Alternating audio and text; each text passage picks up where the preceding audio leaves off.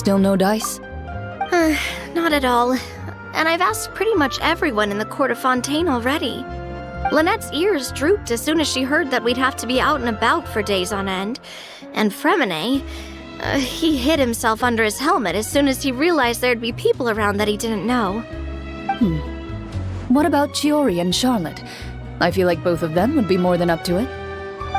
I've asked them already, but they're both pretty busy right now. I just gave the members of the Spina a few days off, too, so I don't want to bother them either.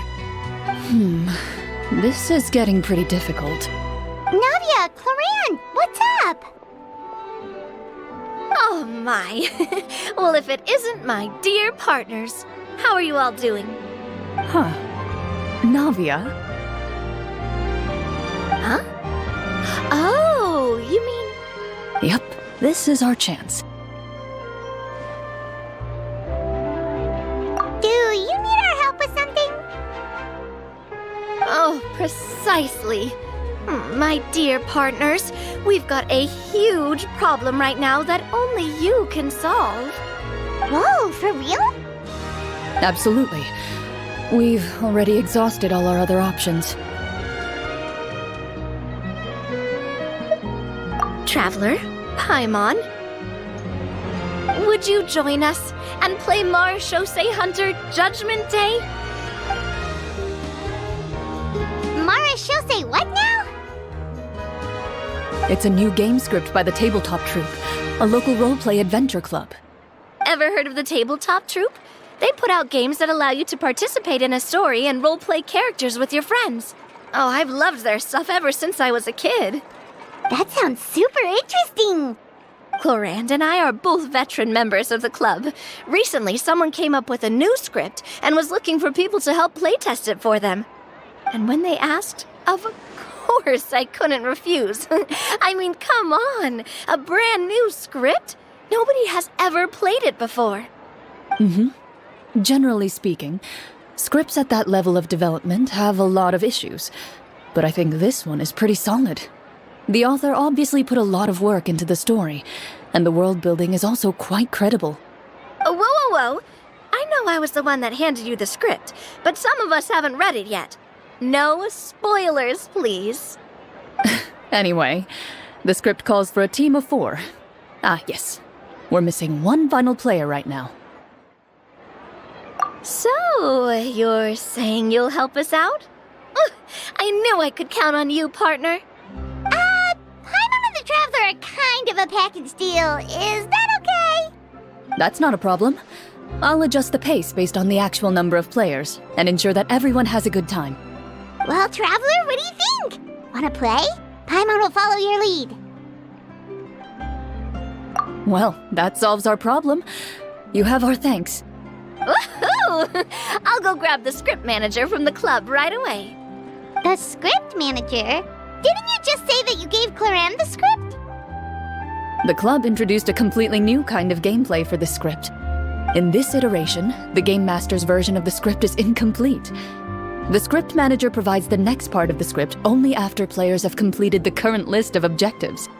On top of that, in order to increase player immersion, the club has created some of the story's sets and scenes in real life. We'll only know where we should go once the script manager reveals the starting location. Wow, you're right. Whoever wrote this script really did put in a lot of work. And it's got a real healthy amount of suspense, right? I mean, even the GM doesn't know how the story will end. I look forward to experiencing it with you all. Why don't you go meet up with the others first? They should all be waiting at Chioria Boutique. I'll come over with the script manager as soon as I find them. Sounds good. Remember to always watch where you're going, and don't rush. You say that like I'm 6 years old or something. Let me think. What kind of character should I play this time? I just hope you'll pick up some useful skills this time. Oh, and stop trying to persuade every animal you come across.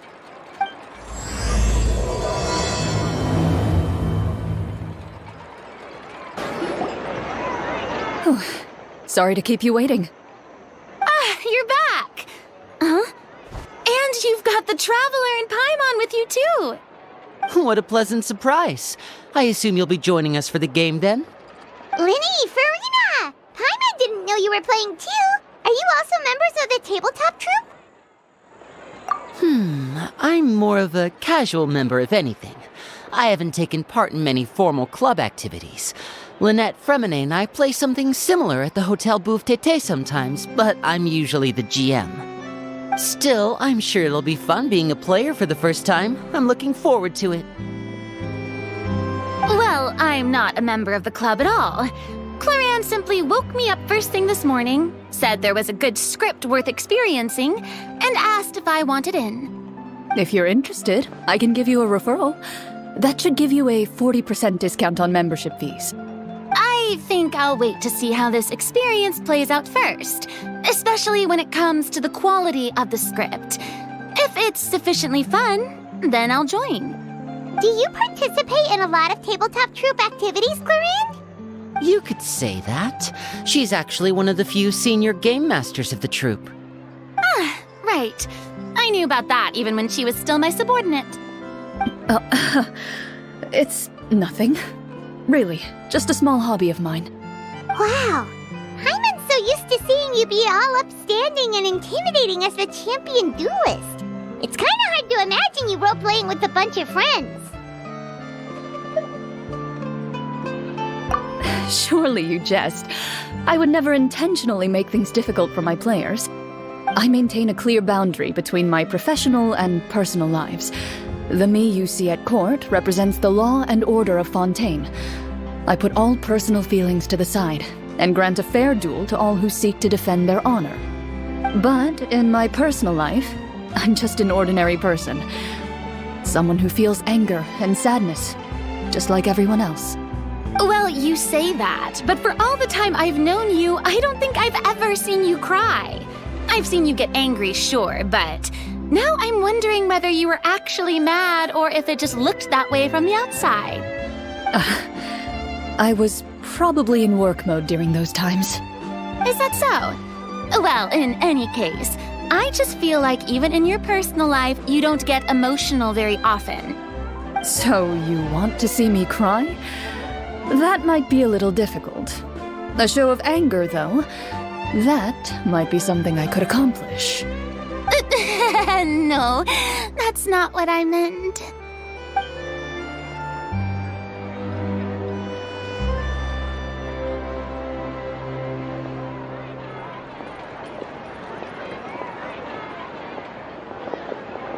I'm back! Here, allow me to introduce you to the script manager, Mr. Florian. Pleasure to meet you all. Hello. Wait, are you a champion duelist too, Mr. Florian? Oh, no. This is just the costume provided by the club. I occasionally play a few of the roles in my scripts. That sounds like a lot of work. It's nothing. It's the least we can do to give the players a more immersive experience. Anyway, allow me to give you a brief introduction of the script. This script was adapted from the real history of the Marechaussee Hunters. You all will play the role of hunters from a bygone era and resolve a series of events unfolding in the capital. Paimon's not super familiar with the history of the Marechaussee Hunters. Is that a problem? Oh, no problem at all. I can give you a brief rundown. So, basically, Marechaussee Hunters were people who dedicated themselves to hunting monsters and protecting the city by using a special swordsmanship technique passed down over generations. Their story can be traced back to the ancient Remurian dynasty, as well as the first hunter, Cassiodor. But I'll leave the finer details for you to seek out and discover later. And I'll provide additional commentary as the story progresses. In that case, brave hunters, are you ready to set out on an unknown adventure? Whoa, just one sentence and it's like we're in the story already. Aha, I see many a determined gaze before me. Very well, head over to this location and begin your heroic journey. So, as we follow the story, it leads us to specific scenes? Ooh, sounds pretty innovative. What does the message in the envelope say? It's the exact location of the scene, as well as the formal permission to use the venue. Seems like they have everything prepared. Please check all your belongings, everyone, and make sure you haven't forgotten anything. Once you're ready, please follow me to the designated location. Sounds good. Hunter Squad, move out! Whoa, they really have thought of everything. Even the Fatometer is here and ready to go for us. The Fatometer? What's that? It's a card that's used to determine action success or failure. We'll need to use it when we try to use certain skills. And what about all the dessert and tea? Is that for us as well? That's what the message said. Really? That's so nice. It feels just like a tea party with friends. Those snacks have Paimon's name written all over them! I think you might be more of a snack hunter than a Marashose hunter, Paimon. Snack Hunter Paimon reported for duty! If there are delicious snacks to be found, Paimon will track down every last one! The desserts are great. But I'm still looking forward to the story more than anything. Very fair. Then, let us begin. First, please pick up the blank character cards in front of you and write down your name and profession. You can find an abbreviated version of the rules printed on the back of your character card. If you have any questions, feel free to ask me. In this story, everyone is a Marashose hunter. To reflect this, the club has prepared a small badge for everyone. Ooh, nice! As hunters, you have proficiency in swordsmanship and fighting by default, so there's no need to allocate any additional skill points to those areas. Swordsmanship? So there's a fighting part to all of this? Paimon's not sure she can do all that on her own. Maybe Paimon can just stick with you? Why don't you share a character card then? The Traveler will be the Marashose hunter, and you can be his little floating assistant. Kinda like in real life. So, for the name, do I fill it out with the name of my character? Yep, it can be any name you like. You can use your real name too if you want. I do that whenever I get too lazy to think of a new name. Oh, so it would be like experiencing a different life, but still as yourself. That's not a bad idea. In that case, I think I'll continue to use the name Linny then. Next up is the skill sheet. You have a limited amount of skill points that you can use to learn a number of skills. The more points you invest in a particular skill, the easier it will be to pass associated checks. I'll take Persuasion and Investigation. Those are must-haves when it comes to missions like these.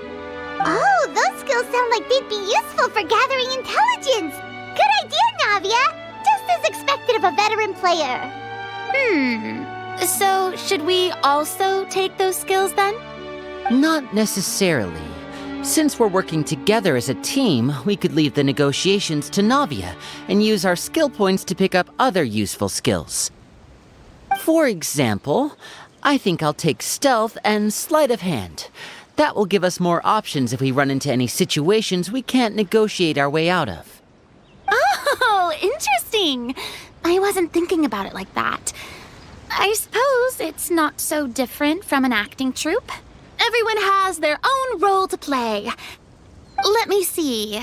I'll take arts and performance. I'm not quite sure what use they'll be, but I'm not as knowledgeable about the other skills, and I am not too confident I'd be able to roleplay them well. Well, that leaves us. What do you want to learn, Traveler?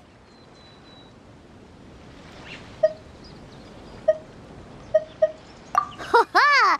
Gotta say, this suits you really well. Nothing boosts morale like good food. Ooh, so you want to help people when they're injured. That's nice of you. So what do you think? Are you sure you want to learn these two skills? Sure, what do you want to learn?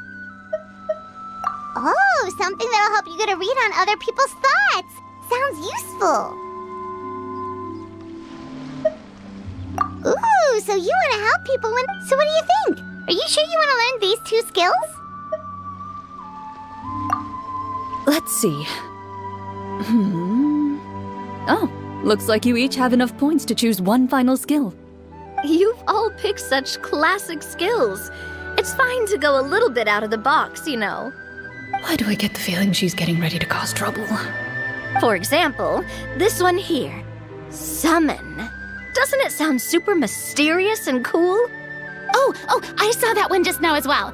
The description says, this skill can be used under certain circumstances to summon characters or creatures that fit the script's world-building rules.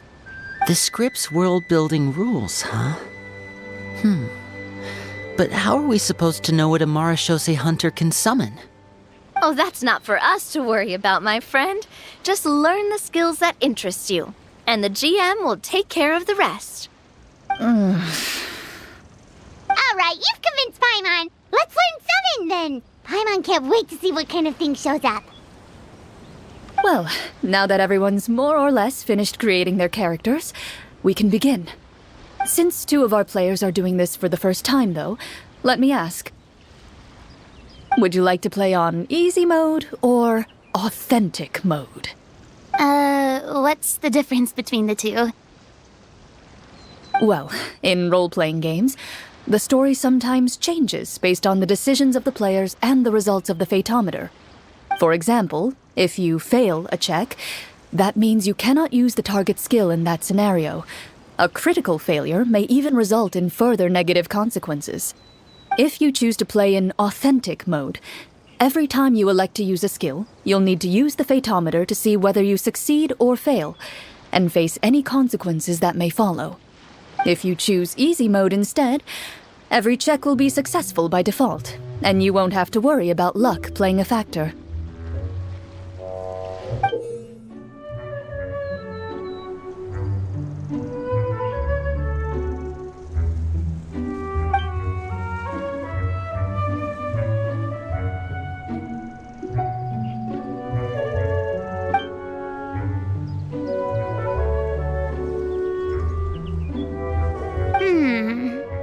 Given that I'd like to focus on the story, I suppose I should pick easy mode. I'd feel bad if I brought the team down by failing my checks. Huh? Oh, come on. Don't worry about that. RNG is the lifeblood of role-playing games. I'm going with authentic mode for sure. Never knowing what you might have to overcome. Ugh, doesn't that sound exciting? I'd rather be mentally prepared for what might happen. All right, then I'll mark down Farina for easy mode. All her checks will be successful by default. As usual, Navia and Linny will play on authentic mode. What about you, dear partner? How would you like to play?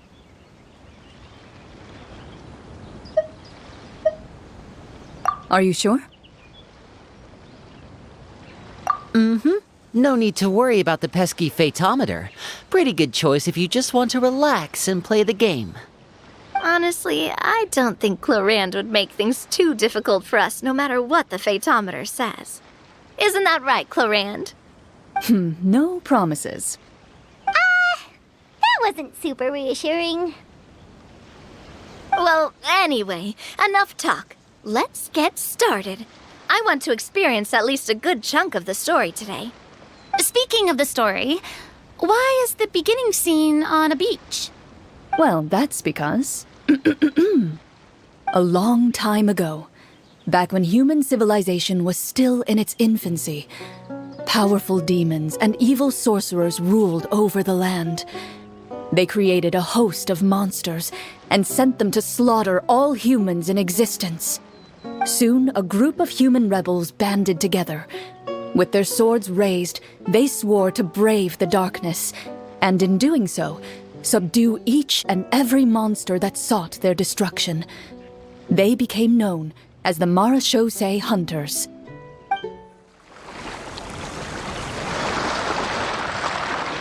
Sometime later, as a member of the Marashose Hunters, you receive a commission. Following the address provided on the message, you take a boat and arrive at this strange city. As you inhale, you can taste the slightly salty air of the docks as you begin to survey your surroundings. There aren't many people in the vicinity, but you do take note of a few others who, like you, seem to be sizing up this place. Your eyes meet, and you realize these people are fellow marechaussee hunters, likely led to this location after receiving the same commission as you. You're all marechaussee hunters too, right? Allow me to introduce myself. The name's Navia, monster hunter by trade and helpful neighborhood businesswoman on the side. What say you to traveling together? We can help each other out on the road. Okay, count me in. My name is Linny. I've been wandering since I was little and picked up a few less than legal tricks along the way. I was adopted by a marechaussee hunter and later chose to follow in his footsteps. Is this where you introduce your character to everyone? It sounds like they've done this dozens of times. My name is Farina, and, I grew up in a noble family.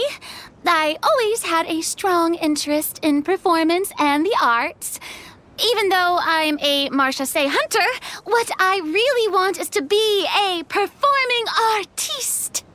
Hey, that's really cool. You can do it, Farina. That's exactly how it's done. Paimon is Paimon, a good friend and companion to this marechaussee hunter right here.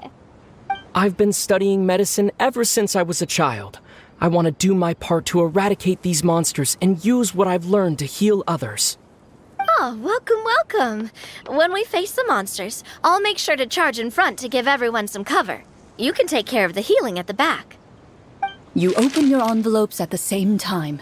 The message reads, "To the honorable and trustworthy marechaussee hunters, our kingdom is currently facing a grave crisis.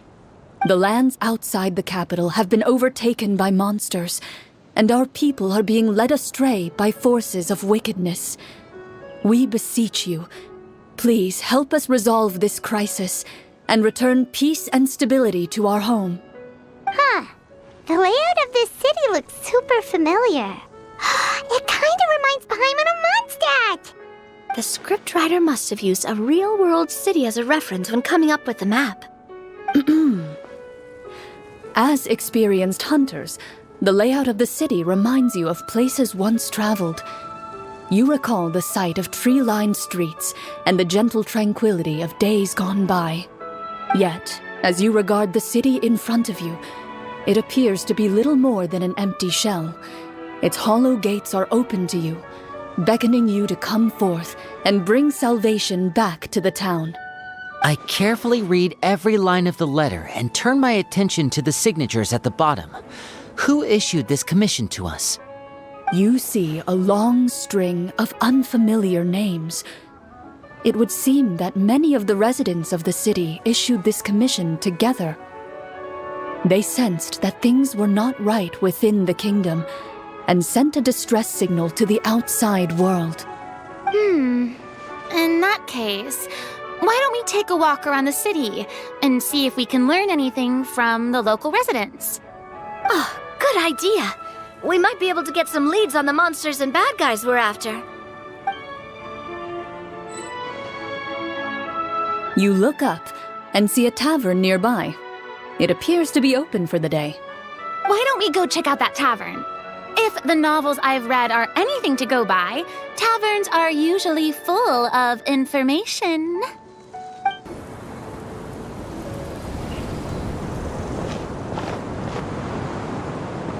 Greetings, friend. Lovely weather we're having today, don't you think? Oh, hello. I suppose you're right. The weather today is quite lovely. If only those monsters out there would stop causing trouble. It seems like every character included in the script has a certain amount of useful information to offer. If we keep asking questions, we might be able to get some good leads. Oh, come now, don't be sad. Life is all about optimism. Oh, That reminds me. What did you have for breakfast this morning? Huh? I don't think that's the kind of question we're supposed to ask. Nothing turns a frown upside down like good food. How about some macarons? I could make you some. You didn't even take cooking as one of your skill proficiencies. That's not necessary, miss.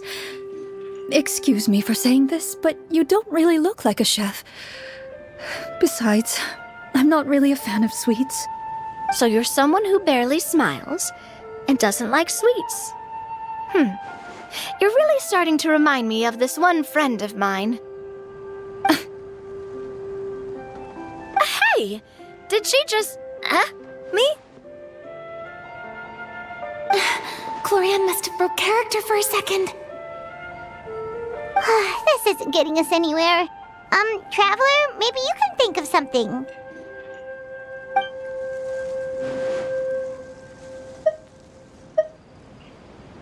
The results of insight checks aren't disclosed to the players, so I'll be the one consulting the phaetometer.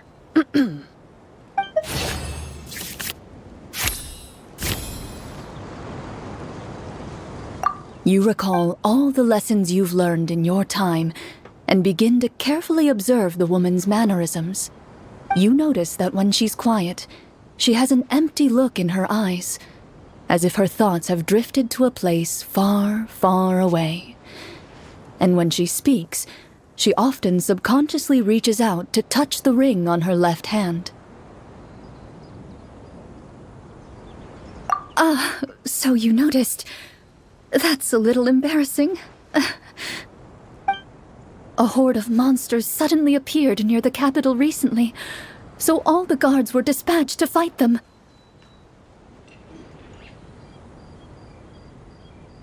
Do you remember when those monsters appeared?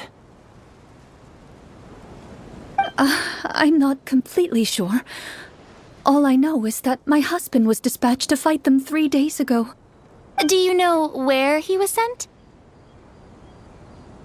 It all happened so fast. When we said our goodbyes, he couldn't even tell me where they were sending him. You have our thanks, friend. We'll find and defeat those monsters as soon as possible. We sincerely hope your husband will be able to return to your side soon. Oh, thank you. Don't worry. We'll find him. Just try to remain optimistic and wait for good news. We don't always get to choose what happens to us. But we do get to choose the little things, like what we eat and how we respond to the things life throws our way.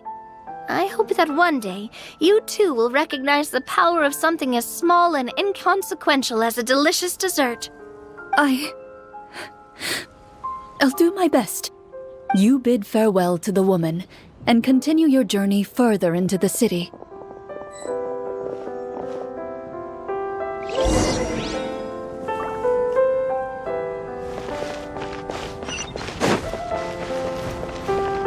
As you venture further into the city, the streets appear largely empty.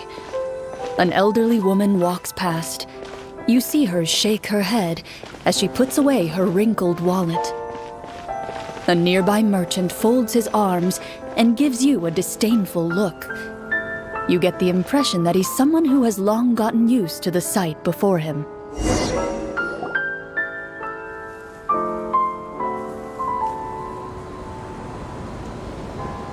Although he doesn't seem very friendly, merchants are usually a good source of information, right?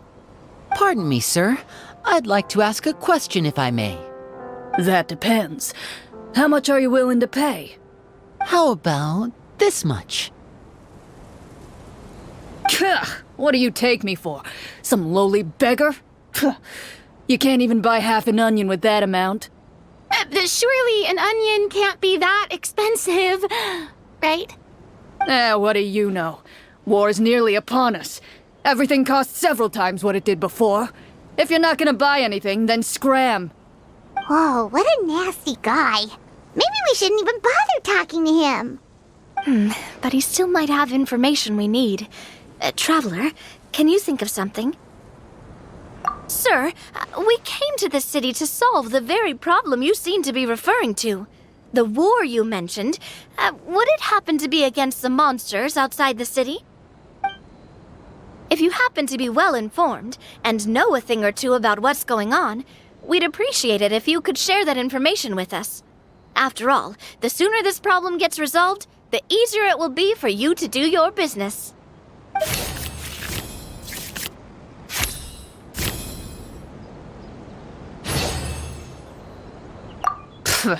Well, things are basically as you said, young lady. Those monsters are camped outside the city, and they've been destroying all our trade routes.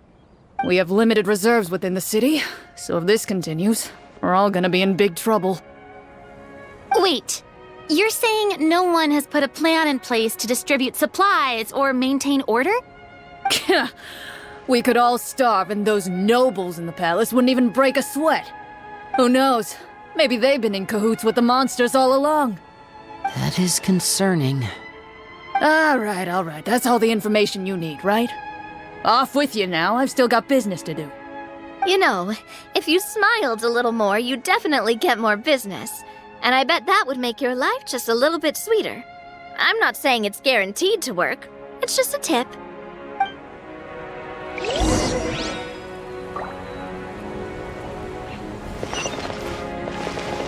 Should we try to go somewhere with more people? Oh, how about the city square? Follow me.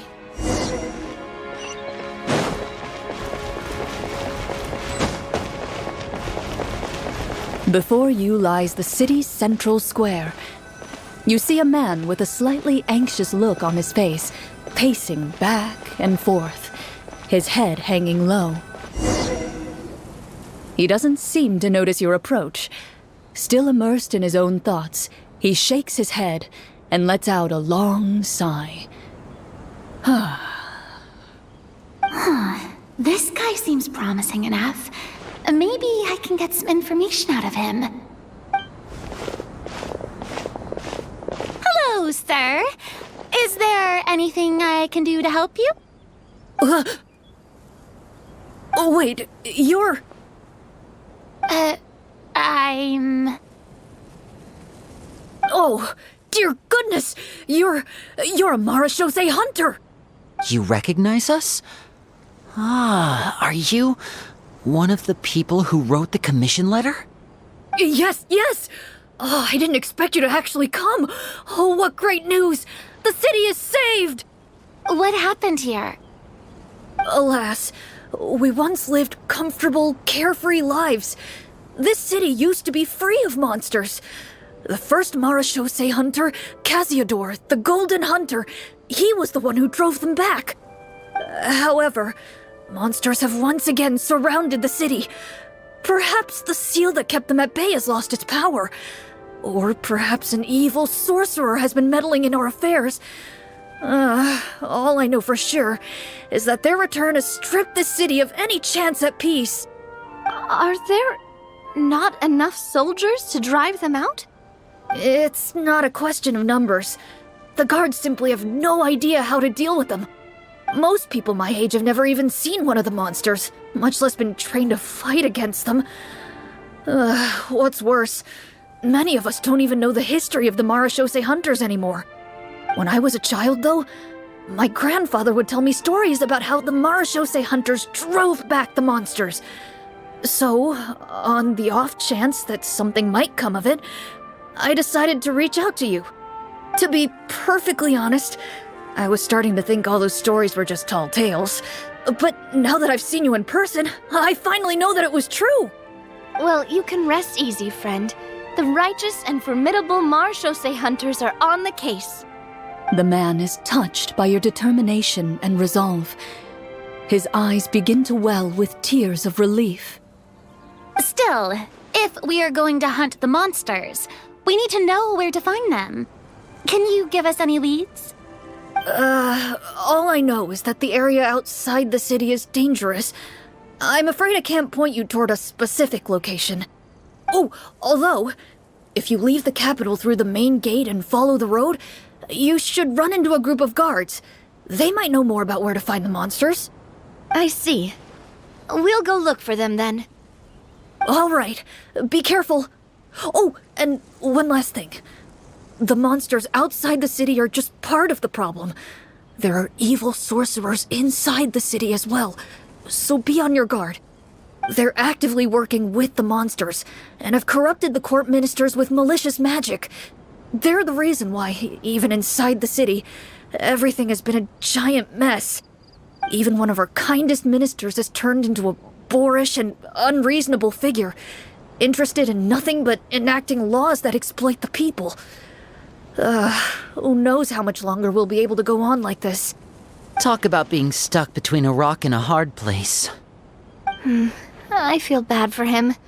Maybe we should try to cheer him up?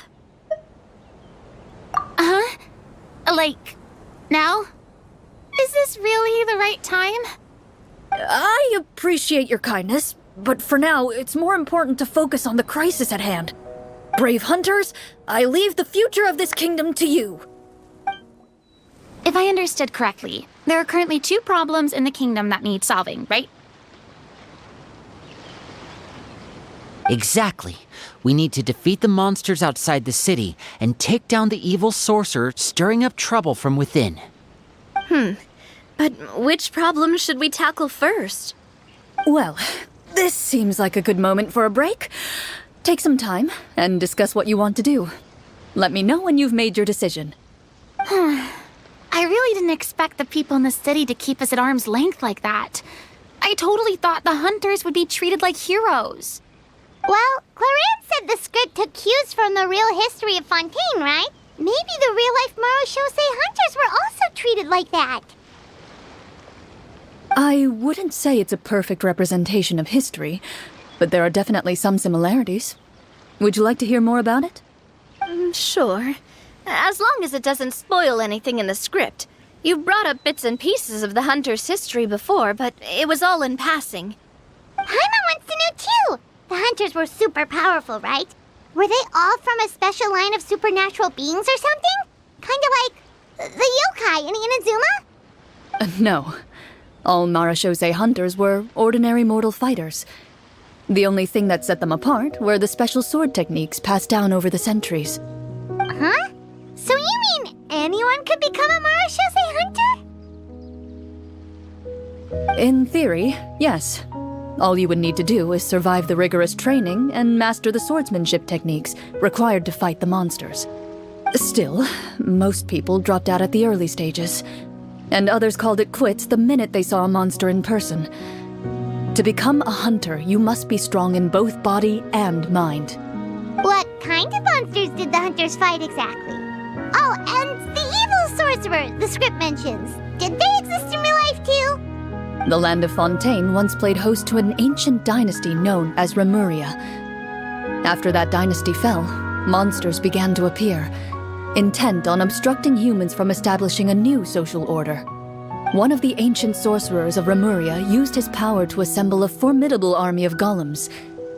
He sought to use that force to establish himself as king. Now wait a second. Don't tell me that guy was the inspiration for the evil sorcerer in the script. We still haven't found any in-game information on him yet. So, why don't you talk about someone else for now? Well, I wasn't planning on going into anything you might be able to find out in the game. But if you want me to talk about something else, then... How about Casiodor, the Golden Hunter? Or Egeria, the ex-Hydro Archon? Wait, but those people are all from a super long time ago. Where did you learn all this, Clorinde? From my master. By master, you mean Miss Petronia? Is someone you know? Absolutely. Miss Petronia and my father were good friends. Back in the day, she would often bring Clorinde over to play, but then... Let's not get off topic. Anyway, back to what I was saying. Responding to Egeria's call, a number of warriors followed Casiodor into battle against the monsters. This group of warriors, under Casiodor's leadership, became known as the Marachose Hunters. Yet, as Fontaine entered an era of peace, their work gradually became obsolete. The Marachose Phantom, originally an association made up of hunters, eventually came to be predominantly comprised of Melusines. I see. That explains why most of the people in the script have forgotten the hunters or think of them as nothing more than a legend. Is that really a bad thing, though? It can get tough always being the one shouldering everyone's expectations. Depends on who you ask, I suppose. If the name of the organization no longer commands respect, investigative work is bound to suffer. Speaking of investigations, which problem should we tackle first? Monsters or evil sorcerer? I vote monsters. That's the main duty of the hunters, right? We can come back to the sorcerer later. Well said, Miss Farina. Plus, if the sorcerers really are the masterminds behind this whole thing, defeating the monsters could give us some clues on their intentions as well. What about you, partner? What do you think? I mean, you're not wrong. But those characters are usually the ones pulling the strings behind the scenes. More often than not, they're very formidable opponents. Going after them now might be jumping the gun a little bit. We don't want a total party kill on the first day, right? With Clorinde as the GM, I wouldn't rule out the possibility. Then it's settled. Let's go hunt some monsters. All right. After some discussion, you decide to turn around and head out of the city.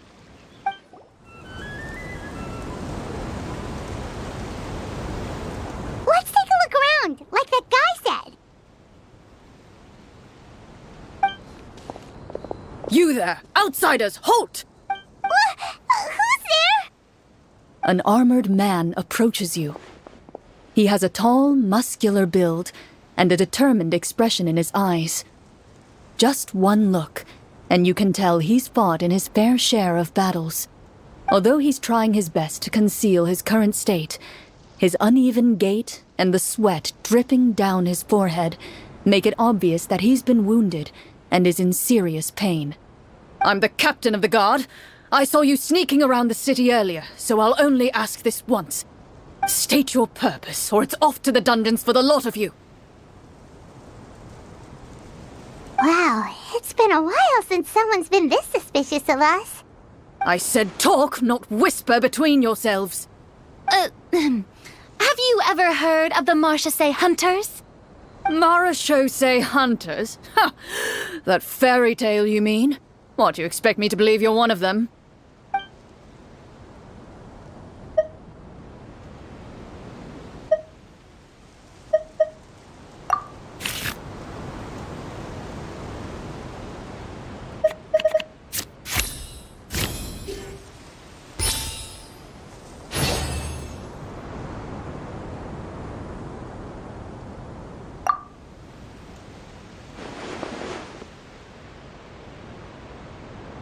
Using your knowledge of medicine, you're able to deduce that the injury on his calf was a monster's doing, and the wound has already begun to fester.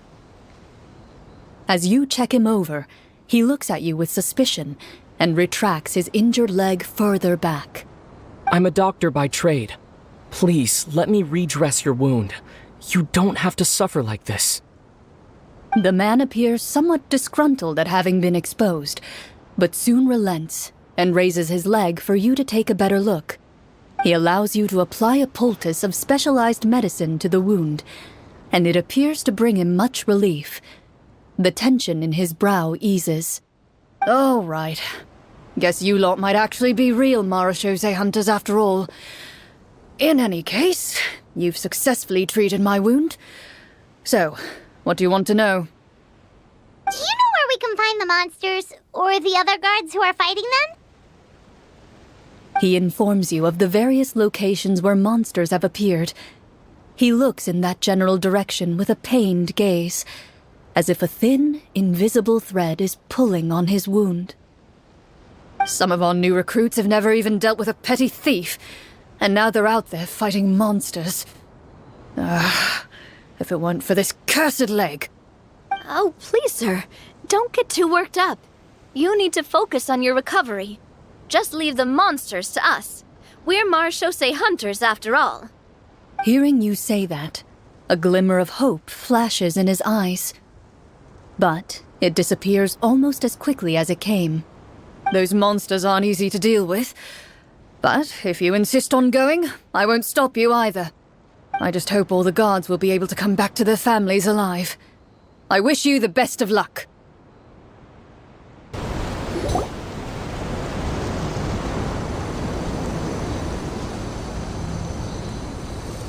This is the place he mentioned, right? You see broken iron swords scattered all around you, and downed trees riddled with terrifying claw marks. All the signs point to one thing. A truly devastating battle just took place here. Be on your guard, everyone. The monsters might still be around. Before you can finish your sentence, you hear rustling sounds from the surrounding bushes. The monsters have emerged. They close in on you without fear. You get the impression that, in their bloodthirsty eyes, you're just another meal for them to devour. A little help here! This thing wants to eat Paimon! Your battle round begins now. The monsters let out a terrifying roar of anger and resentment before dissipating into thin air. Ugh, thank goodness it's over. We're lucky the Marashose Hunter class came with all those preset skill points. Otherwise, we would have been in some real trouble. I never knew the Fatometer even determines the amount of damage you inflict. If you get unlucky, isn't it just game over right then and there? That's part of the fun. The uncertainty of fate is what gives these games their appeal. Just as you begin to celebrate your victory, a suspicious lump on the ground catches your attention. A suspicious lump? Wait, could it be the thing that appears after every battle? I walk up to it, crouch down, and begin to carefully examine it. I've still got my right glove on, so it should be fine for me to touch it, right? As you investigate the mound, you discover that the exposed portion appears to be made of wood. It was previously obscured by the large form of the monsters. With the monsters gone, the small protrusion now awaits your discovery, poking out of the ground like a shy flower bud. Whoa, it's a treasure chest!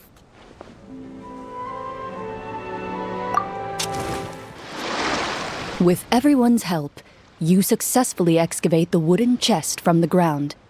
Even without opening it, you can tell from the mora and jewels scattered around the chest that it must contain quite the fortune. Makes sense. We worked hard for this. Let's open it and we can share what's inside!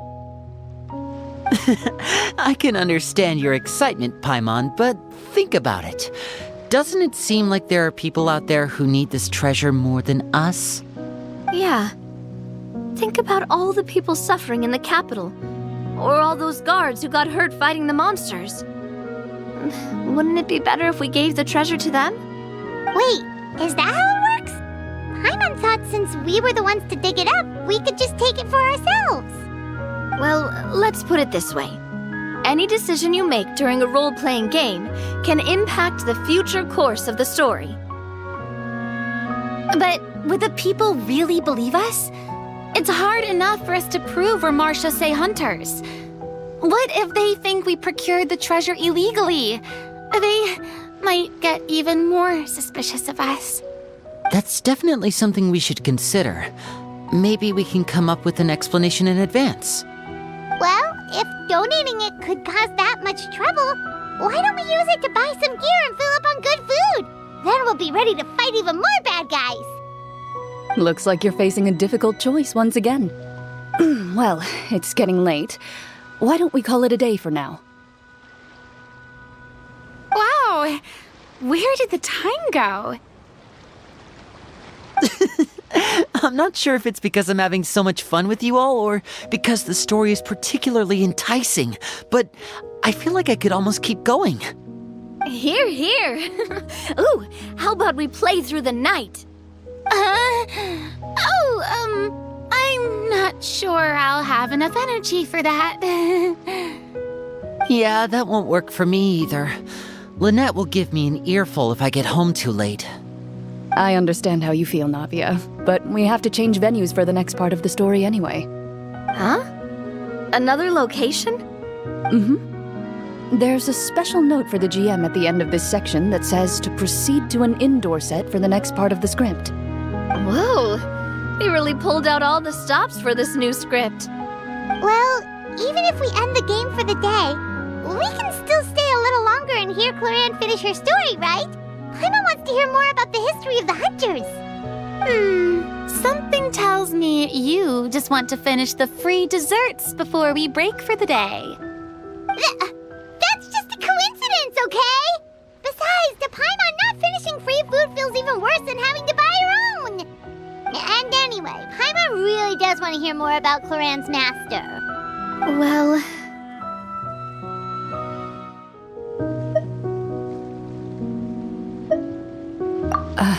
It's nothing. I appreciate the concern, but it's all in the past. It won't do any harm to share these things now.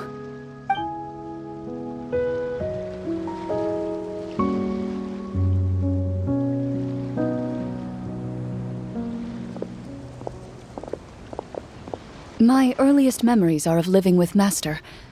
According to her, she saved me from certain people of ill repute. My birth parents had left me behind some time before that. What a heavy beginning for a life story. Master was a fascinating individual, if inexperienced in the ways of raising children. My first ever toy was a short sword. Although I suppose it wasn't so much a toy as something Master removed from her waist and handed to a noisy child in need of distraction. Oh, wait, so she handed an actual sword to a child? Isn't that dangerous? Did you hurt yourself? Of course I did. I cut my palm and bled quite a lot. But Master was not concerned. She just stood there and casually lectured me about it. See, that's what you get for not holding the sword properly, she told me. She then crouched down next to me and said, "Give me your hand. I'll teach you to bandage this wound. After that, it's time to learn how to truly hold a blade." Excuse me for asking this, Clorinde, but how old were you exactly when all this happened?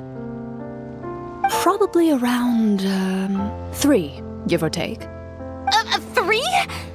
Isn't that when most kids are still struggling to hold a fork? As I said, Master was rather inexperienced in the ways of raising children. She believed trial and error was the best way to teach a child what they're capable of.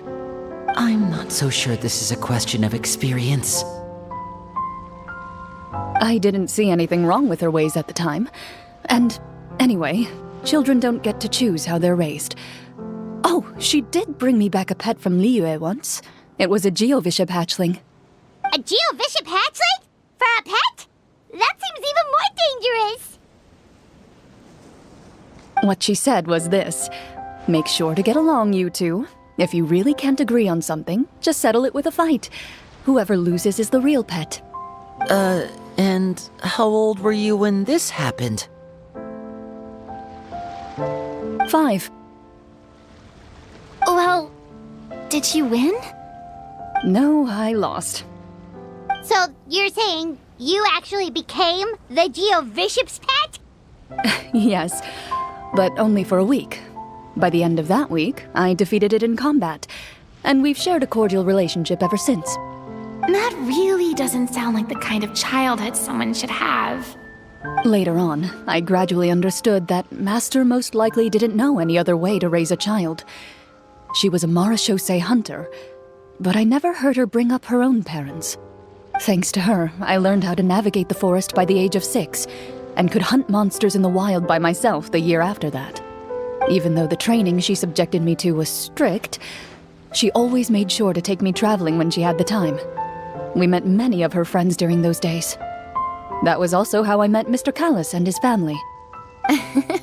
I still remember the first time we met. You were too scared to join our picnic and hid behind Ms. Petronia the whole time. I still hadn't really met many children my age at that time, so I didn't know how to interact with others. After that, though, you started coming over a lot. You love challenging people to shooting competitions, remember? I don't think many members of the Spina ever beat you in one of those. I had a lot of fun during those days. I enjoyed them too. Oh, do you remember that one time we went exploring around the Spina together? We overheard Papa call your master Fontaine's Protector of Justice. We tried to pretend like we never heard anything, but you nearly let it slip that one time.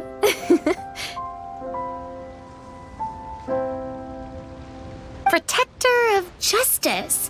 Oh, wait, you mean that vigilante hero from 20 years ago? The one who is always active at night? Yep, that would be her. She often would put on a black cloak and go out at night. I never knew where she went or what she was doing. Until, like Navia said, we overheard the truth from Mr. Callis that night. 20 years ago, huh? I still remember the guards leaving all kinds of witness reports about her on Nervalette's desk. My apologies. Oh, there's no need to apologize. You had nothing to do with it. And anyway, everything she did was for a good cause. Although, calling herself the Protector of Order was a bit much. Especially when she deliberately operated outside the law. Huh? When did the Protector of Justice become the Protector of Order?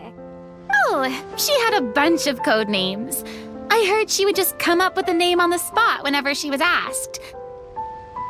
Later on, she probably got sick of answering those questions and decided to stick to just two. The Protector of Justice and the Protector of Order. That sounds like her, all right. I bet she forgot which of the two she'd use by the time she got back each night. Well, she certainly sounds like a fascinating individual. With her strong sense of justice, it's no surprise her student followed in her footsteps. It's true. I always wanted to become like her. Someone powerful, independent, and with a strong sense of conviction. But...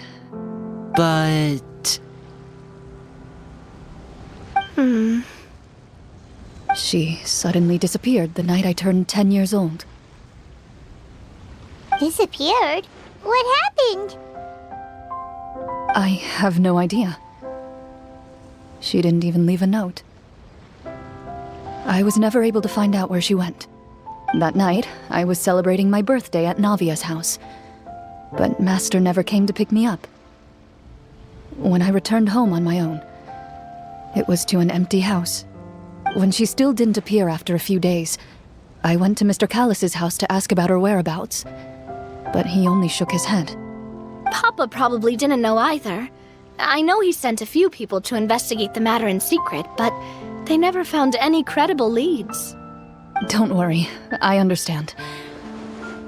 To be perfectly honest, given Master's personality and way of doing things, it all made a lot of sense.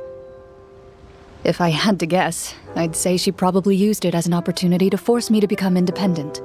Just like how, when a litter of kittens reaches a certain age, the mother willingly leaves them behind. Were you upset, Clorinde?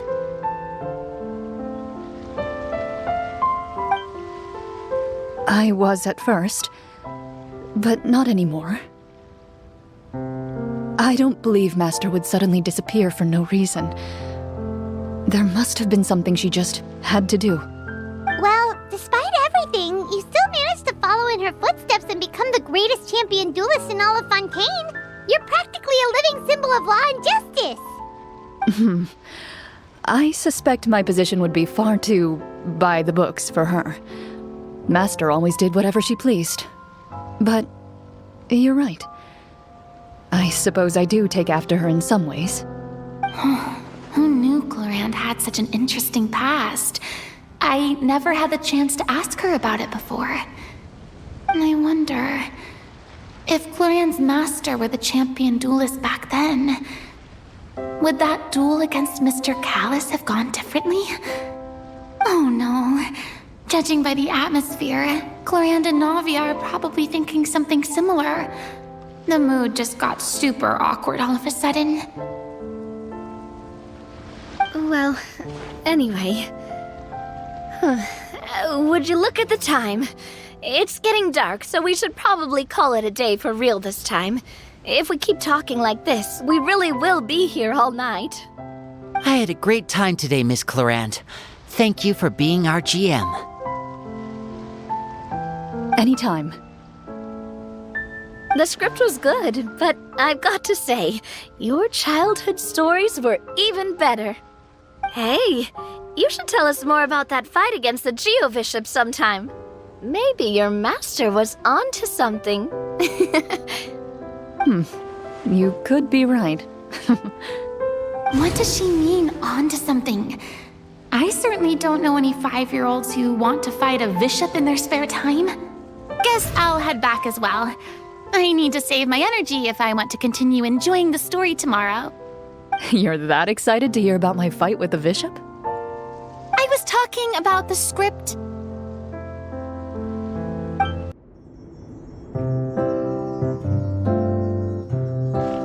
Looks like everyone's here. Now, before we begin, why don't we finish where we left off yesterday?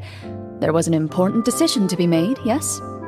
I'll pour everyone a cup of tea. Is that really the most important part, though, Clorinde? Paimon's more concerned about our current surroundings. Heavy walls, cold railings, dim lights. This is obviously supposed to be a prison. I admire the work put into the set. Still, it's obvious the scriptwriter has never paid a visit to the fortress of Meripede.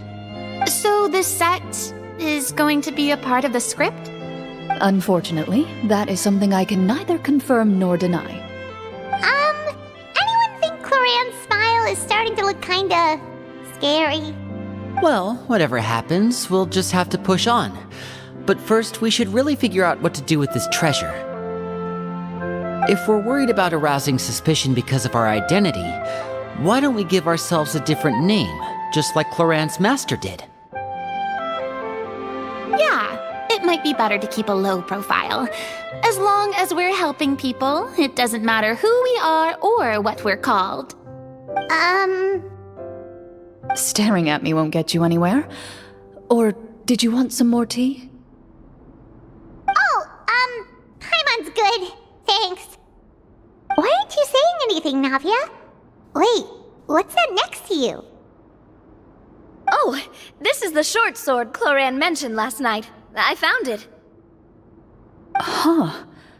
I'm surprised you managed to track it down after all this time. Well, I made sure to take good care of it, considering the circumstances in which you gave it to me. Of course I had to keep it safe. Anyway, where were we? Oh, right. I was just thinking about all the potential ways for us to break out of prison. We could dig a tunnel, or try to bribe the guards. Wait, we haven't been thrown into prison yet, have we? Well, it's only a matter of time. It pays to be prepared. Just like how you should always have an umbrella on hand, even when it's sunny. Alright, Paimon's made up her mind. Let's just give the treasure away. Paimon may have wanted to keep it, but if it's going to land us in prison somehow, Paimon will be too upset to enjoy her snacks.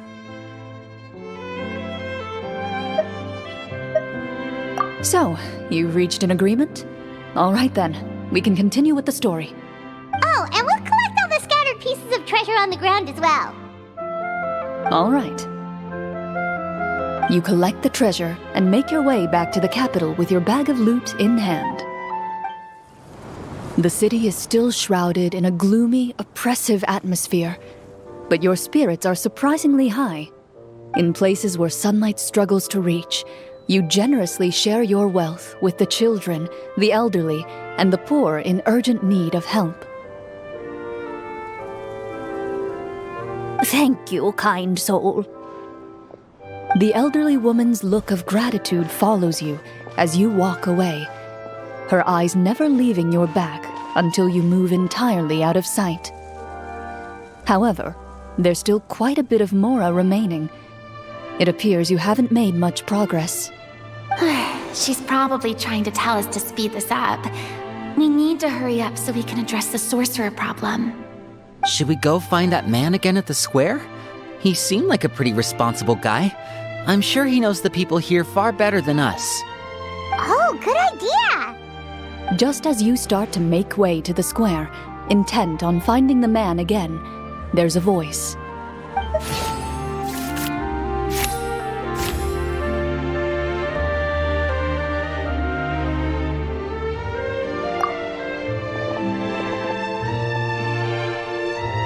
Please wait, distinguished guests. Several strange guards suddenly call out to you. They run forward to meet you and proceed to politely pay their respects. Greetings, gentlemen. Are we being invited for afternoon tea? Surely you jest, my lady. That would not be our place. It is His Excellency the King who requests to meet with you. Please come with us. Do you think this could be a trap? Well, we have to investigate the court at some point, right? Meeting the king himself would be a fantastic opportunity to do that. I say we go for it. If something happens, we'll just turn the whole place upside down. That sounds a little intense. After a quick discussion, you nod to the guards and agree to follow. They lead you all the way to the audience hall of the palace. Gilded tables line both sides of the hall. The space itself is adorned with all manner of expensive antiques, glass shelves, and silver candlesticks. The items appear quite ordinary in size and dimension, yet their presence somehow makes the emptiness of the hall feel even more surreal and ominous. Wow, it's so luxurious! The elderly king, clad in a magnificent robe, sits upon the deep crimson throne before you. He wears above his head a majestic crown, with a gemstone the size of a bird's egg set right at the very front. As you observe it, you see a complex pattern of light reflect off its surface. They're here, Your Majesty. A man dressed in dark clothes, likely a minister, shields his mouth with his hands and bends down to whisper a few words to the king. After a moment, he lowers his hands and stands back up. His gaze shifts to fixate on your group, but he does not move from his place at the king's side. The king does not appear entirely aware of his surroundings. The man by his side, though, we should keep a close eye on him. The king remains still and says nothing. The minister is the one who speaks.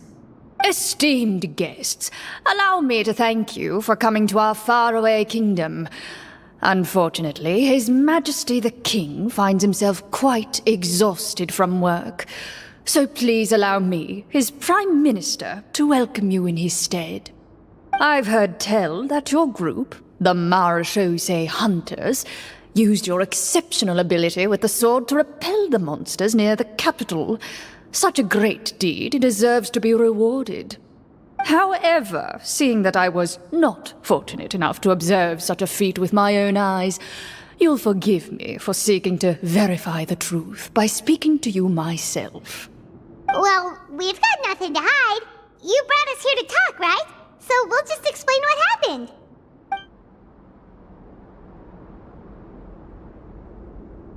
The golem's blades were so powerful, they could cut down trees in a single swipe! It took a lot of effort to defeat them, even for trained swordsmen like us. Well, that was enough details, right? Believe us now? Your account does indeed match those of the survivors. Since you were the ones who defeated the monsters, that must mean you are also in possession of the treasure they stole?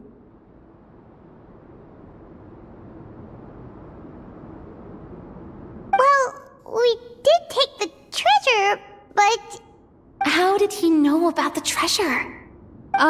Then I must ask that you return it at once. It belongs to the kingdom. Wait, but didn't you just say that our great deed deserved a reward? Shouldn't the treasure be considered a part of that? Yes, that was indeed what I said. But you seem to have forgotten a very important distinction. Only that which is freely given by the king can be considered a reward. Taking the rightful wealth of a kingdom without said permission, on the other hand, is a crime. That's completely unreasonable. Yeah, that makes no sense! If it weren't for us, the treasure would still be buried underground somewhere! Maybe so, yet the fact remains. You tried to dispose of the treasure without reporting it to the court and without receiving permission, yes? What, no answer? Surely you're not insinuating that you, a group of legendary marechaussee hunters, sought to take the treasure for yourselves? Well, what about the king? Is he just gonna let this guy talk for him the whole time? Clad in his magnificent robe, the king remains seated, with his hands resting on either side of the throne. His posture is rigid and unmoving. He stares forward with an empty look in his eyes, completely unmoved by the events before him. From the look of things, could the Prime Minister be the evil sorcerer? Or could both the King and the Prime Minister have fallen under the evil sorcerer's control? I would like to observe the number of guards stationed in the hall. The guards in the palace appear fully armed, their expressions solemn. Sensing the tense atmosphere in the room, they stand at the ready, each with a hand placed upon the hilt of their sword, as if prepared to draw their weapons and surround you at a moment's notice. Well, there goes my plan to turn the whole place upside down, I guess. It appears we've been visited by nothing more than a group of ill-intentioned imposters. What a pity. Guards, take them away and throw them in the dungeons. Before I decide your fate, however, I must first determine whether you have any accomplices outside the court. Can't we try to slip away? Or maybe start some kind of riot? But if we try to fight the guards right now... Don't worry. At least we figured out who's behind all this. Let's just play it by ear. If you're scared, Paimon, just hold my hand. Aw, thanks, you guys. You allow yourself to be led away by guards surrounding you on both sides. It's only when you begin to feel drops of water falling from the dungeon ceiling and smell the stench of death and decay all around you that you finally realize you've stepped into a completely different world. Stay here, and don't try anything funny. The guards lock the cell door and leave without looking back.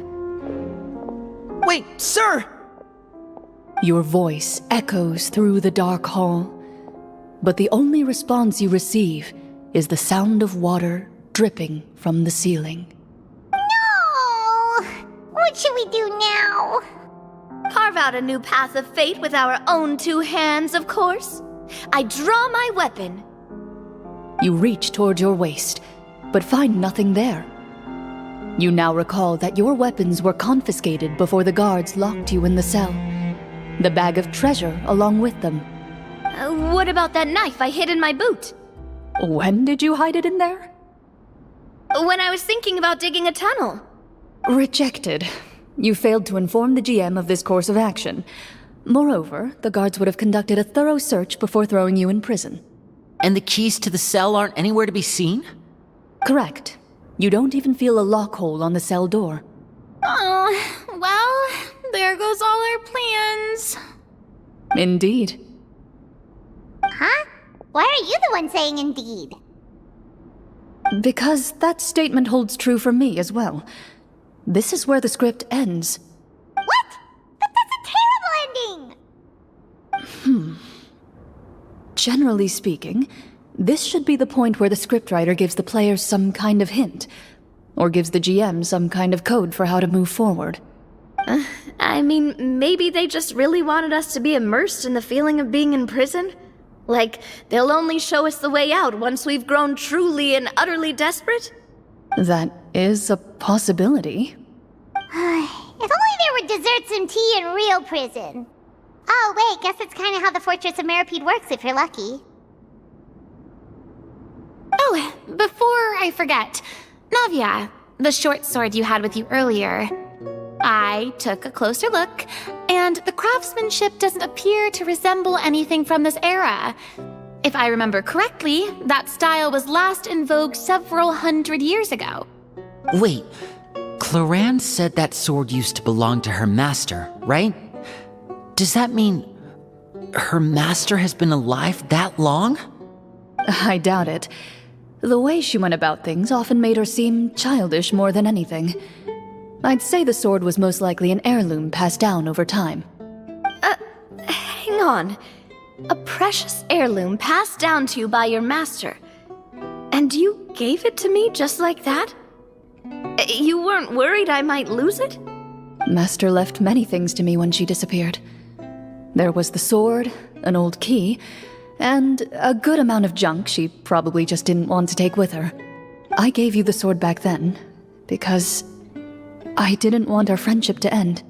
Wait, when did this happen exactly?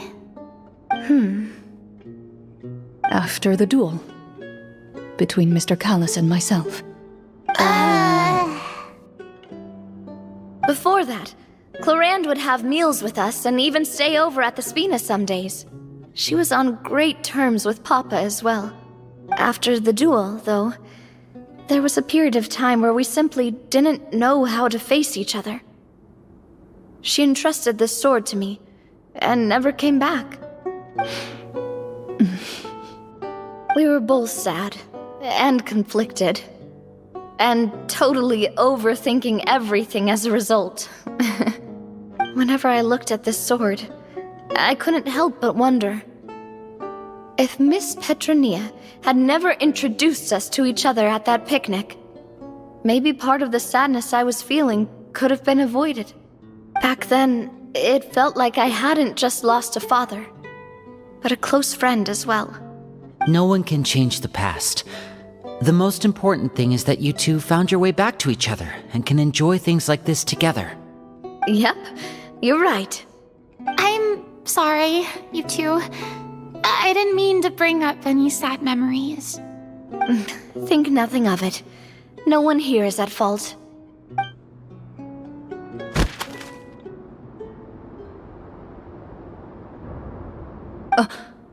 Huh?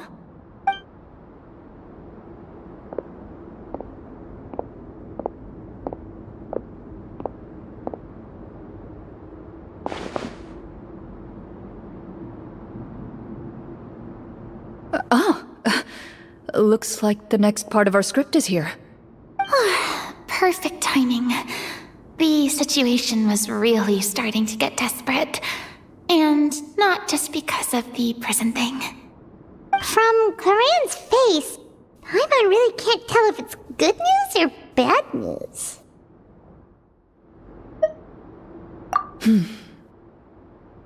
Water continues to drip from the ceiling. In this lightless dungeon, you lack a reliable way to tell how much time has passed. Eventually, you get used to the unpleasant odor of straw, mold, and rust, and find yourselves alternating between fits of drowsiness and despair. Suddenly, you hear footsteps outside the door. Heads up, everyone. Someone's coming. Gather close, everyone, and keep your voice down.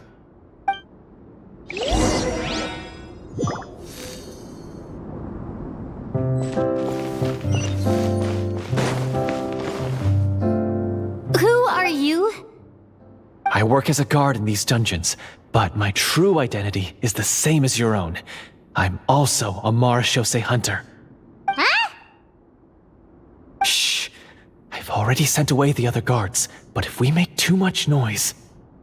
I understand, but how can we be sure we can trust you? The king has issued a formal decree. In light of the irrefutable proof of your crime, you're to be executed before tomorrow's sunrise. If you want to escape, it has to be now. Executed? We barely did anything! Monsters appearing at the same location as the treasure.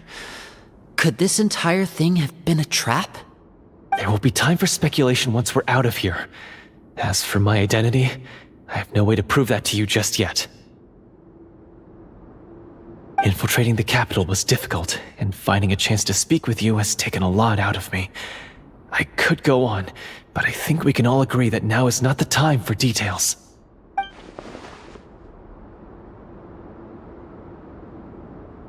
Have you seen our weapons anywhere, sir? Don't worry, I brought them with me. They're just behind the door. Still, these weapons alone won't be enough to defeat the true enemy behind the scenes. His faction is too powerful. The guards are all under his control, and he's even stationed a number of golems in various rooms throughout the palace. To defeat him, you must find a secret vault. It is said that within that vault, the Marashose hunters of the past left behind a treasure with the power to defeat the sorcerer. You're not coming with us? No, I'll remain in the dungeons to deal with the guards. I'll try my best to distract them so they don't go after you. As long as my identity is not revealed, I'll be able to aid you when the final battle comes. In that case, please stay safe. Thank you for your concern. I will do my utmost. As for the location of the vault, here, this map should lead you there.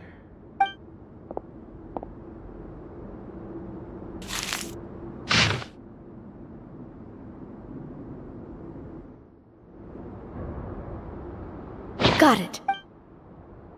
All right, once I open the door, remember to stick close and refrain from making any noise. I'll lead you out of here as quickly as possible. You now have the chance to restore the honor and legacy of the Marashose hunters. So please, get out there and reclaim what's ours. And be sure to exercise caution. With the help of the guard, you successfully escape the dungeons. Your sense of despair and anxiety both seem to fade as you continue your quest.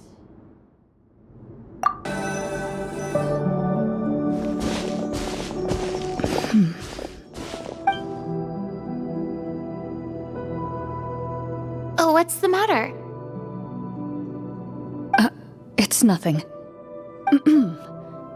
As you step into the cave, you find yourself in an eerily quiet space. Before you lies a narrow passageway that appears to trail off endlessly into the distance.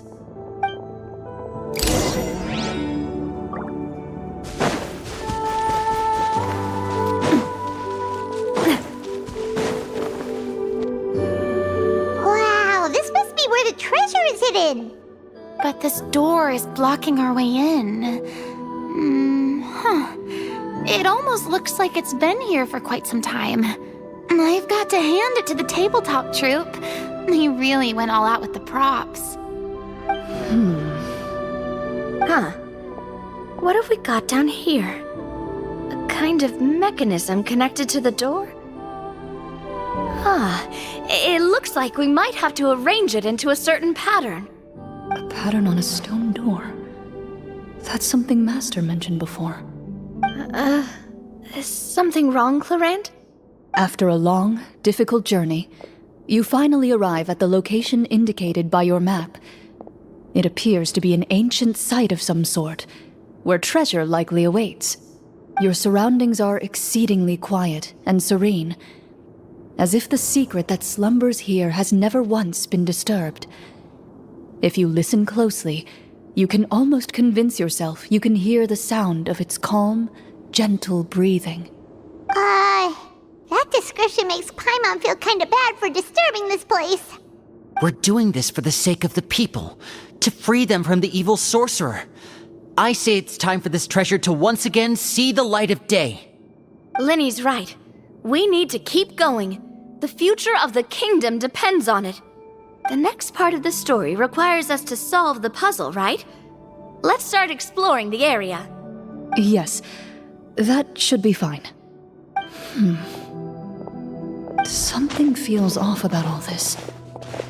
Guess I'll just have to improvise.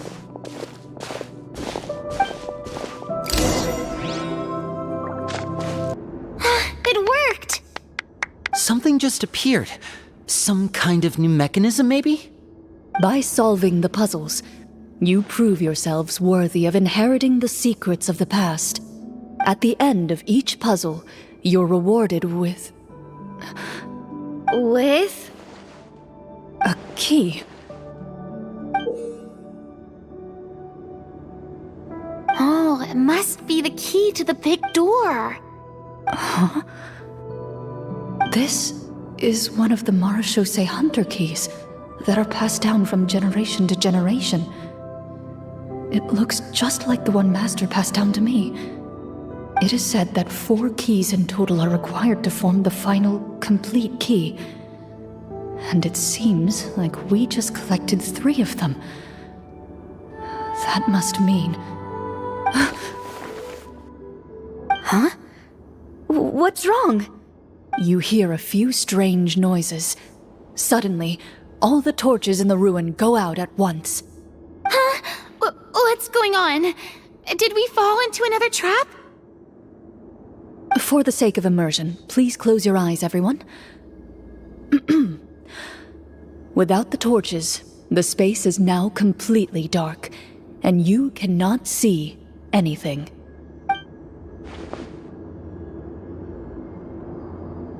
But Paimon can still see a little bit over here. Oh, right, sorry. Suddenly, you hear the sound of footsteps pierce through the darkness. There's someone else here? Oh, this is so unsettling. I can't see anything. I've been discovered then. Wait, that voice, it's... You recognize the voice as belonging to the guard who led you to this place. It appears he now covets the treasure for himself and has come to stake his claim. Oh, so this is just part of the script. Then I can probably relax. Well, if we can't see anything, that means we can't fight to the fullest of our abilities. Should we retreat for now? Judging by the way he's holding his sword, he must be a real Marashose hunter. But this isn't part of the script. Retreat? That's not the hunter way. If it's dark for us, then it's dark for him. We choose to fight. Your choice is noted. Please keep your eyes closed until I tell you the torches have been relit. This battle will be in the dark. You got it! Well then, let us begin. Is it over? Can we open our eyes now? The enemy is strong and relentless, but the battle is nearing its end. The torches have not been relit. What about now? Final strike! Ha!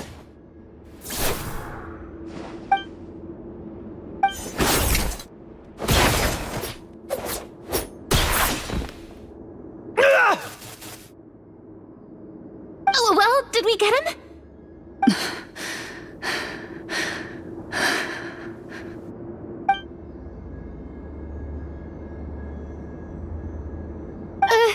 Clorinde? Warm fire flickers across the walls once more. Your vision is now clear.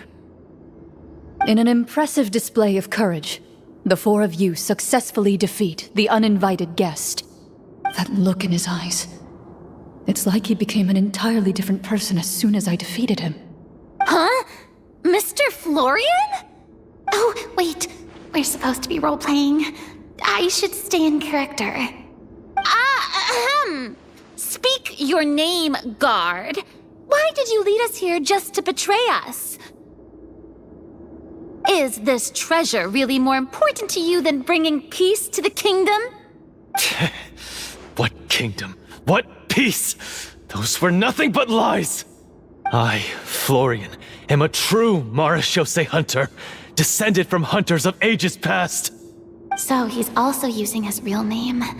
Or, wait, was that the name of his character from the very beginning? Then I'm even more confused.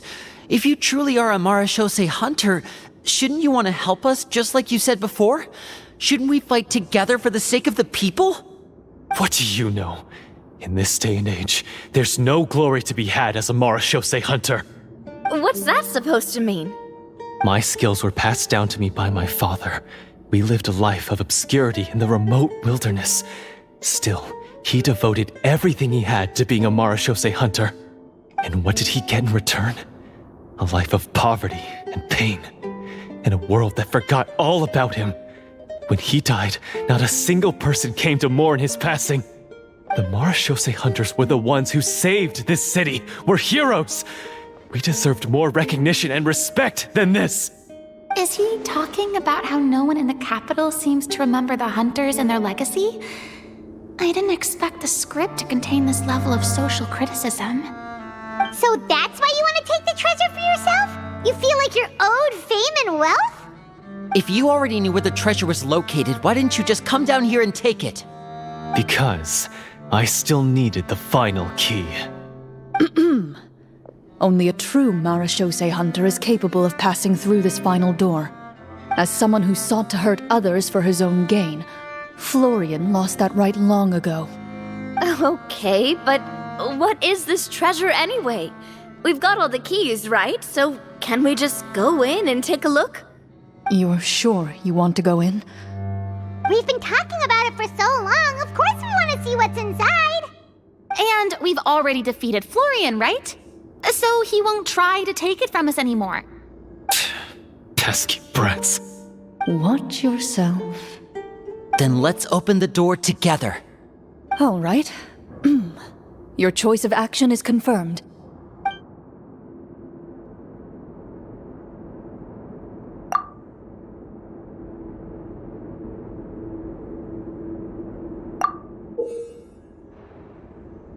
Before you, the door to the treasure, sealed and undisturbed for more than 100 years, finally swings open. You hear the shrill wail of the door hinge as it rotates for the first time after years of disuse, almost like a sleeping giant letting out an extended yawn. You get the impression that the secrets buried behind this door might be just as heavy as the sound you just heard. It's open! Come on, let's go in! Paimon wants to see what's inside! Ooh, me too! Ugh, uncovering hidden treasure is the most exciting part of adventuring. What do we have here? Uh-huh. A stone tablet? And some shabby weapons? You call this a treasure vault? Looks more like an abandoned warehouse! Maybe the troupe ran out of budget at the end?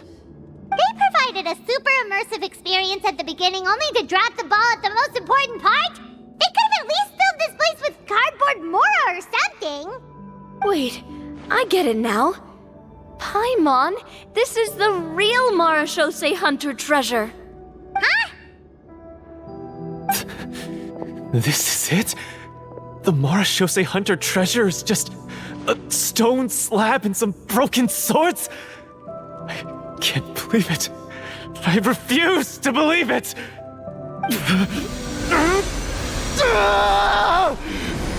Whoa, are you okay? The Marashose hunter before you appears to suffer a serious mental breakdown. He needs to leave the room for a moment to collect himself. One of you seems to understand the significance of the treasure already. If the rest of you wish to follow suit, you may remain here in the meantime and explore your surroundings. So, how are you doing? Feeling any better? What just happened? Do you remember how you got here? Or what happened to your body just now? I remember now. I brought you here because I wanted to... The explosives in the cave! You mean these? Huh? How did you... I could tell something was off the moment I stepped into this cave, so I kept an eye out. I've already dismantled the whole thing. So the strongest champion duelist in all of Fontaine saved the day once again. Guess I shouldn't be surprised. It would seem your skills as a Marashose hunter are as sharp as ever. I deserve some answers, don't you think? Tell me why you wanted to lure me here. Everything you said earlier sounded like the truth. Luckily, your monologue was dramatic enough to convince my friends you were just role-playing. I don't know. I just always felt like there was something in my heart that didn't belong to me.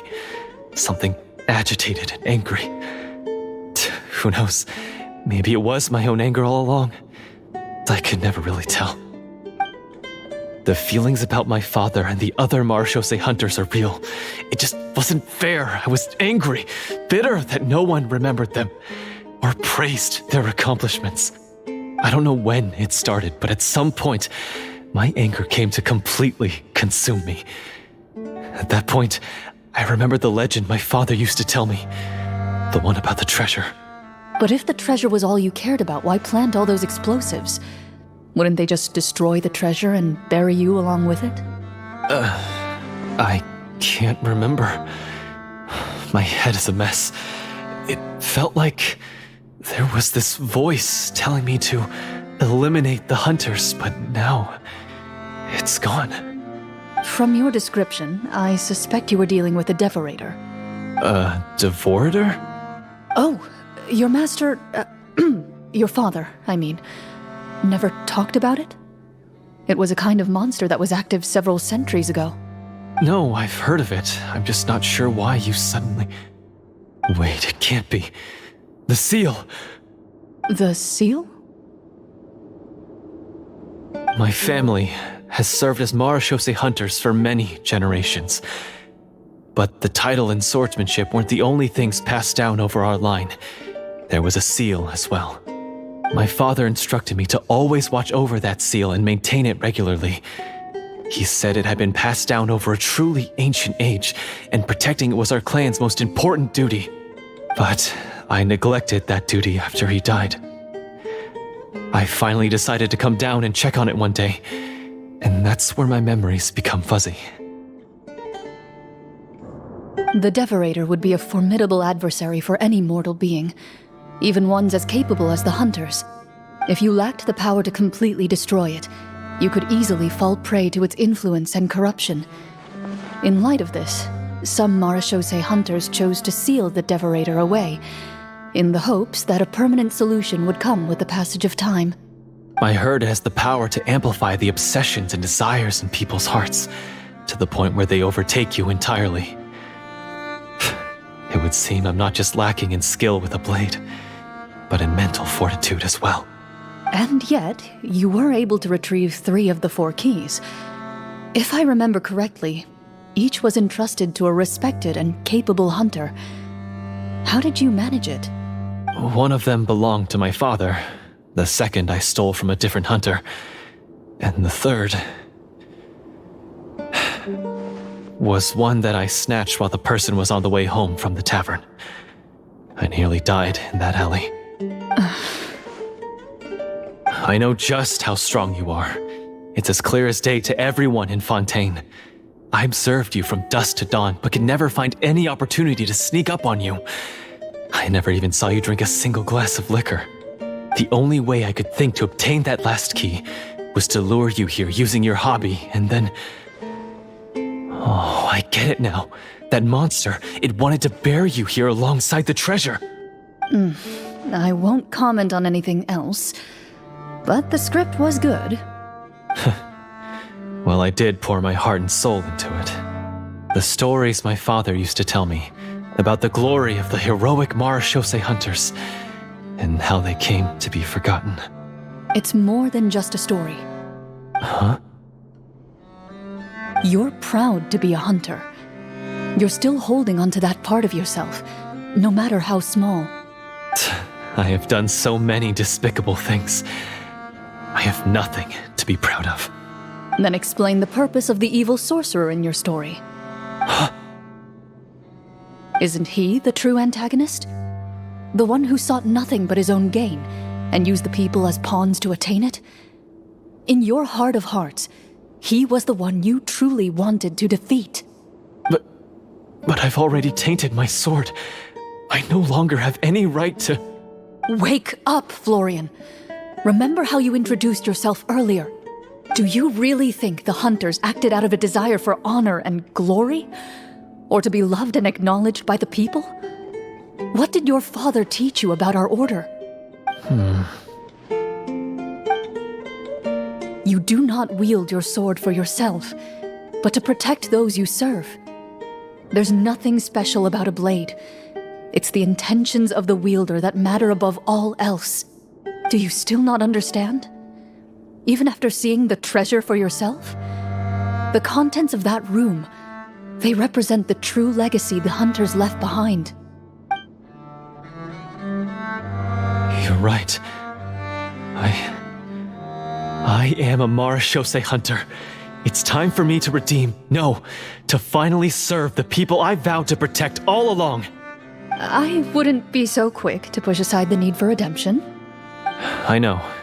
That's a charge I won't bother to defend myself against. Good. Then, come with me, and help me see the script through to the end. Huh? See the script through to the end? But there's no more script left.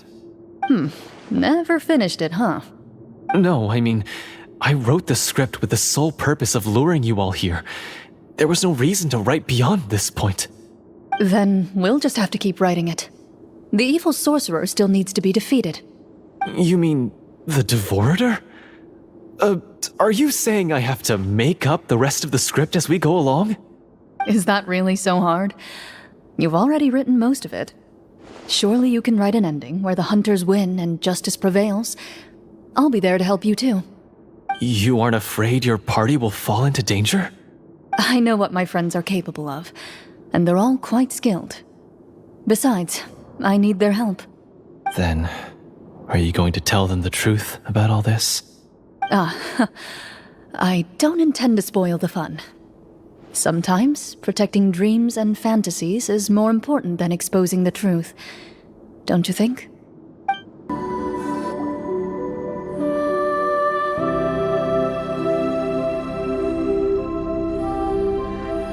They're back! That took a while. Ahem!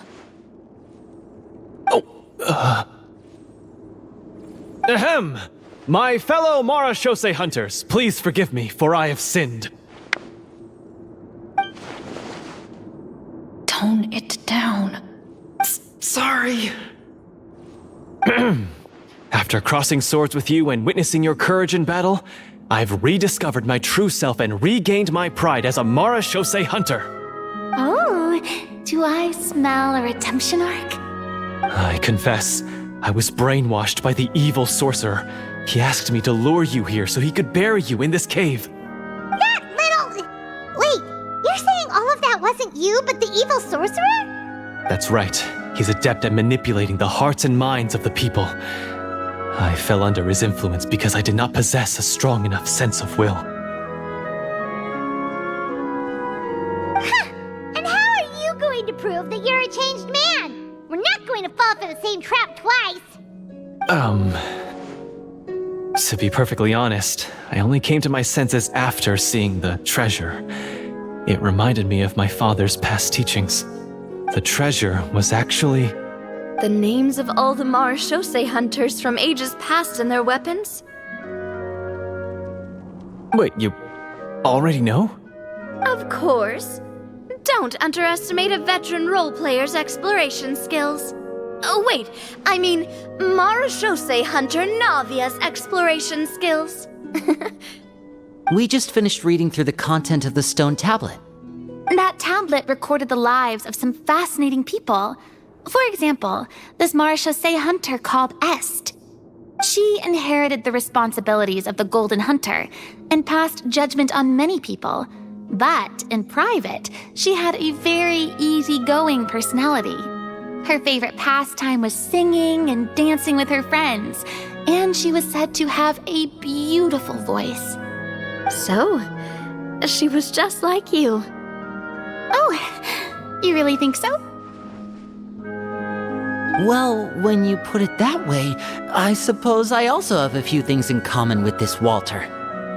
Working as an executioner, he supposedly used a countless number of tricks to confound his enemies in battle. Oh, if only I could have seen the feats of magic he pulled off back then. Their lives were all so exciting. You could write so many cool books about their accomplishments. How could they have all been forgotten? Because they chose to be.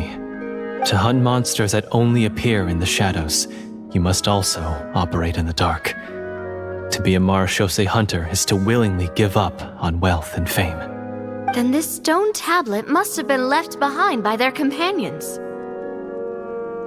That's right. Few Marechaussee hunters ever revealed their identity to the public. They always protected the city from the shadows. The only time they spoke of their accomplishments would be at night, when they gathered with their fellow hunters in front of the bonfire to share stories of the monsters slain by their hand. So, this tablet was created not so that the hunters would be remembered by the people, but so that they would be remembered by each other. No wonder this place was so well hidden. You regard the stone tablet in solemn silence. The names of your comrades etched onto its surface serve as a reminder that you are never truly alone. The tablet proves that, although a hunter walks a shrouded path, it is not a solitary one. There will always be those who walk beside you, a fact that remains as true today as in ages long past. Their legacies shall continue to be passed down from generation to generation, as everlasting as the stone onto which their names are carved. Father, you once told me that I should seek out the treasure if I ever became lost. So this is what you wanted me to find.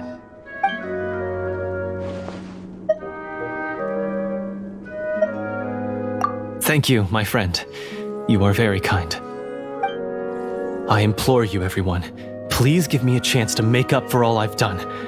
Allow me to fight alongside you and defeat the evil sorcerer that threatens the peace and prosperity of everyone in this kingdom. Well, I say we let you join. Sounds good to me too.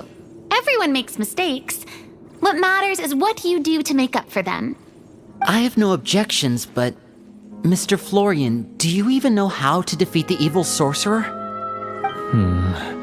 When he took over my mind, I gained some insight into his thoughts. Every time I thought of the treasure, he reacted with a strong sense of fear. Huh? He's afraid of the treasure? But there's nothing here except some broken weapons and the stone tablet. What if the secret's hidden inside these weapons? GM, permission to investigate.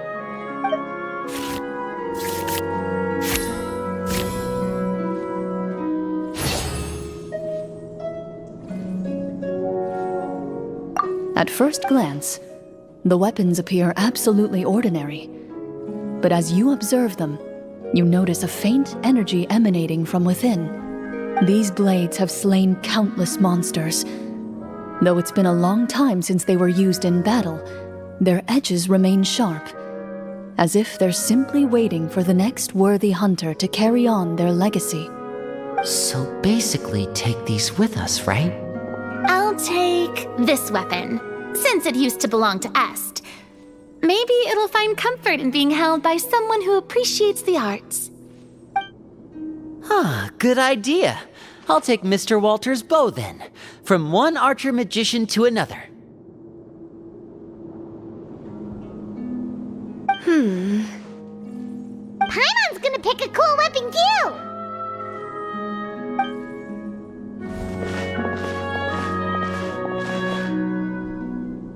As you grip your weapons, you can almost feel the will of past hunters coursing through your being.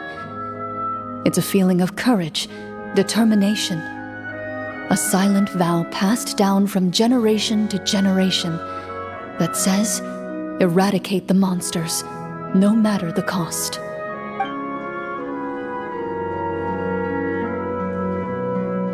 Mr. Florian, do you know where to find the evil sorcerer? I was able to see his surroundings when our minds were connected. I believe he's currently hiding out at the church in the kingdom. We must be extremely careful. He's spent so long living among monsters that he's now taken the form of one. He will not be easily defeated. Then why don't we explore some more and try to find some higher level gear? We don't want to just fight him and lose, right?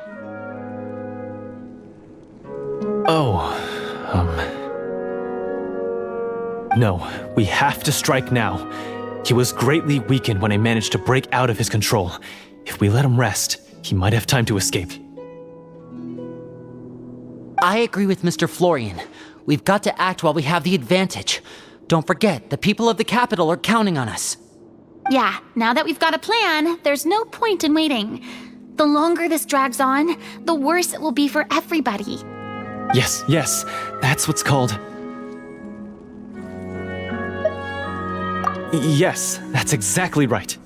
Alright, you've persuaded Paimon. Mr. Florian, please lead the way. Of course. Follow me. He had to set up so many scenes today, and now he has to join in for this last part. I really don't envy his job. Finally, you decide to slay the evil sorcerer and bring peace back to the kingdom once and for all. As you walk away, you feel the gaze of the stone tablet at your back, as if all the hunters of the past are wishing you success in the battle ahead and awaiting your triumphant return. Finally, you arrive at the church Florian described. As you approach, an ominous aura surrounds you. You get the sense that your enemy is close at hand. How strange. This uneasy feeling seems so real. How did they manage that? Now, it is time for the final battle. Let's go!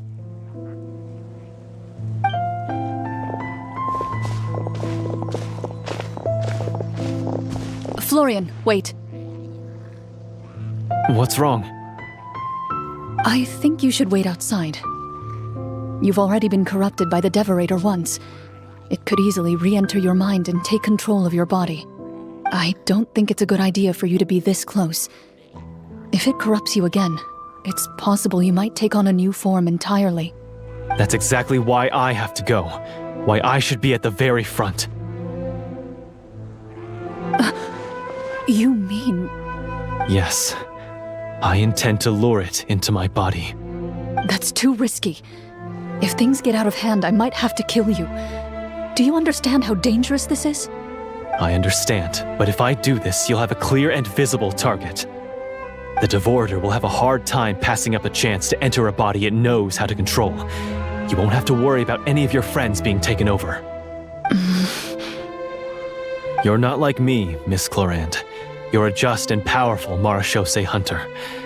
The monster broke free due to my error. It's only right that I shoulder the responsibility for its destruction. This is... something that I have to do. Consider it a duel to restore my honor. My only request is that you give it your all.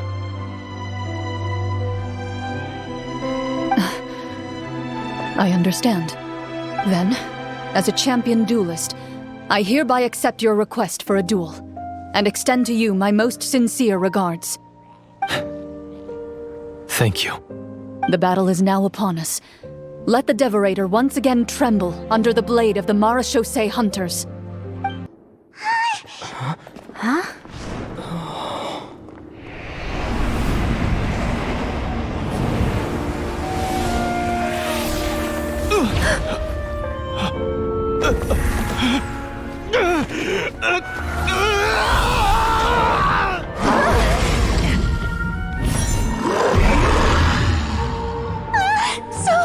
So lifelike.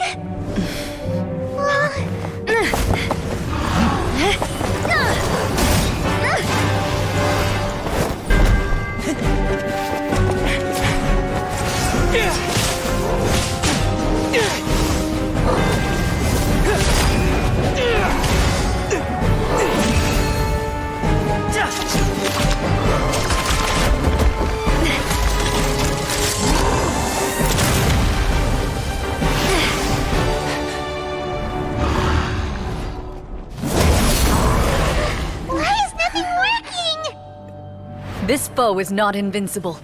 You hold the treasure, the power to defeat it, in your own two hands. The treasure? You mean... the names. It's the Marechaussee hunters' names. How are we supposed to... You forget, Paimon? There's still one skill we saved until the very end. Hunters fight not for fame, but to aid the people whenever they are summoned. Walter the Marechaussee Hunter, master of 1,000 tricks, Executioner of the Phantom Hunters, I call for aid! Est, the Marchose Hunter, inheritor of Cassiodor's will, judge of the Shadow Hunters. Answer my call!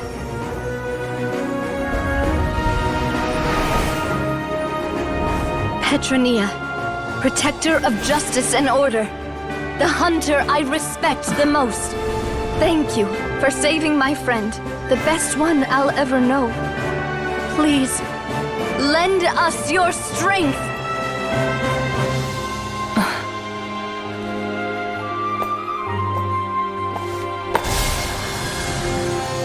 We have come to answer your summons.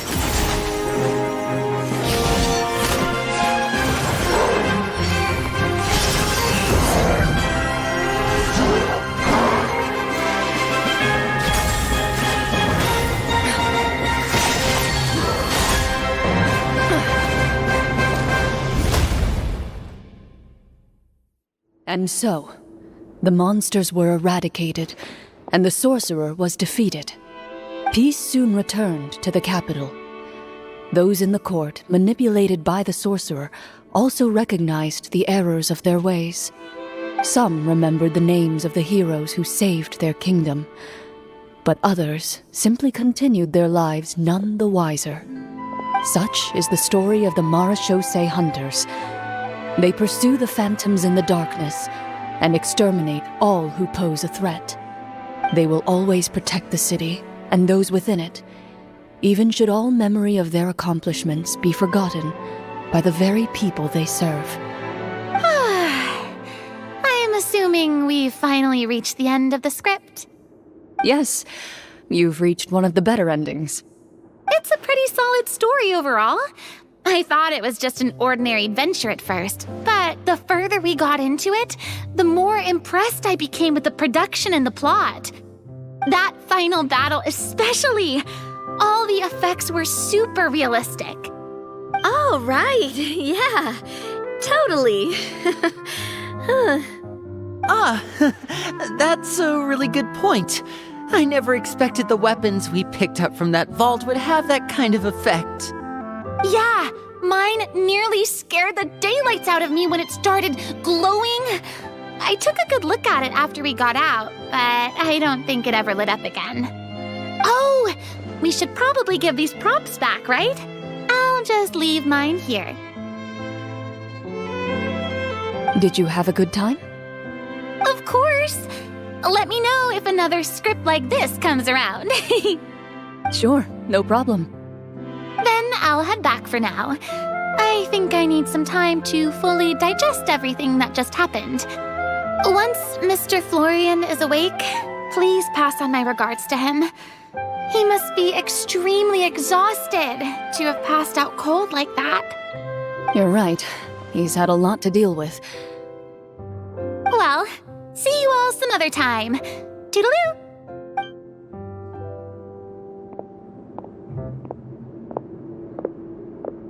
Okay, so, can I ask now, I think it should be fine, yeah.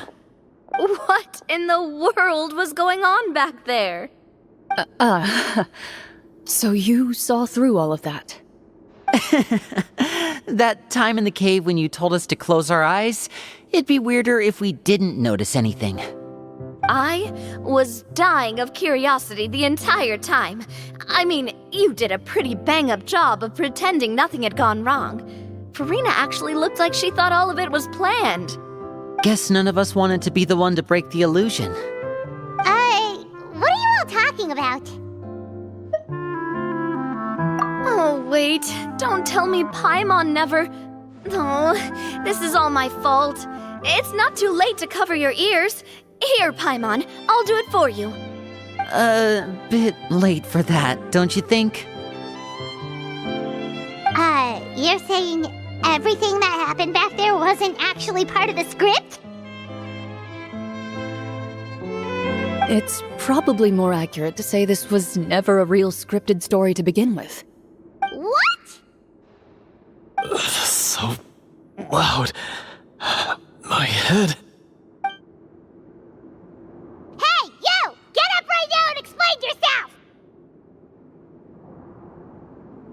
No shaking, please! Oh, my head.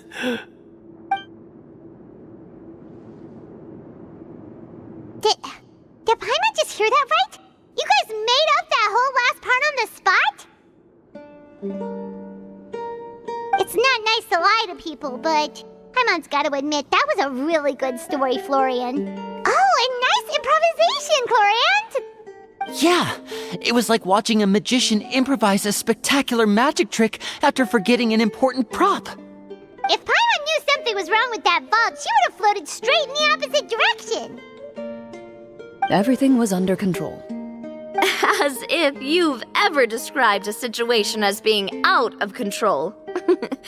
I'm pretty sure any situation you consider to be easy to handle would scare a reasonable person half to death.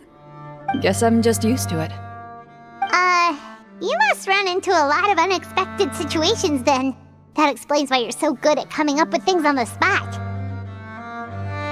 As for you, Florian... I know there's no excuse for what I did. I'll turn myself into the guards at once, confess my crimes, and accept any punishment that comes my way. I would say you've already suffered more than enough. What? You may have been blinded by fame and fortune in the beginning, but your actions during the final battle had proven you to be a true Marechaussee hunter. You'll be far more used to the city above ground than below. Your job as a hunter is more important. But... Of course, you'll still need to take the keys and pay a personal visit to the 2 hunters you wronged. Prepare to accept any terms they give you as well. Yes, of course. As far as I'm concerned, though, your showing in the duel was enough to prove your honor. Then I'll do exactly as you said. I'll go return those 2 keys right now.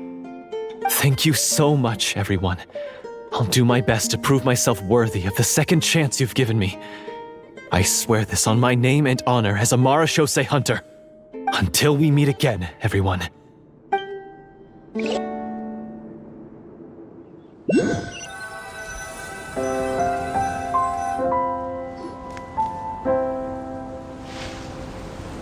Speaking of Marechaussee hunters, what should we do about the treasure in that cave? Leave it be. Are you sure? We could show it to people, make it so that the hunters are remembered. Don't you want that? No. Every name on that tablet made the same choice. All hunters know what the path entails. I am no exception. My identity as a Marechaussee hunter is not something I need people to remember. I wish only to be recognized as a champion duelist. Nothing more. That's certainly very different from the path of a magician. Still, I admire your decision. Wait! Paimon just remembered something. If there were no special effects involved, why did our weapons begin to glow during the battle? That's because the Marechaussee hunters of ages past would often imbue their weapons with special enchantments to suppress the monsters. Whenever a monster was nearby, their weapons would start to glow. Oh, so that's why they had an effect on that guy near the end. I really thought the summons were doing all the work. Well, I'm sure the summons were a part of it too. Oh? How so? This particular devorator probably hailed from the same era as the hunters we saw in the room. The names you recited all belonged to the bravest hunters. Countless monsters fell to their blades. That's likely why the devorator visibly reacted when you said them out loud. So the names held the power all along! Navia. Everything you said during your summon. Huh? Oh, I meant what I said. I mean, it was true to my character, so yeah, I'm glad you heard it. Just don't make me repeat myself. It's embarrassing. I really appreciated those words. All right. Don't get all sentimental on me. Anyway, let's not talk about that anymore. I'm going to go on ahead. Don't fall too far behind now. She ran off! I should probably head back as well. This story was truly incredible. I might have to spend the whole night telling my siblings all about it. Goodbye.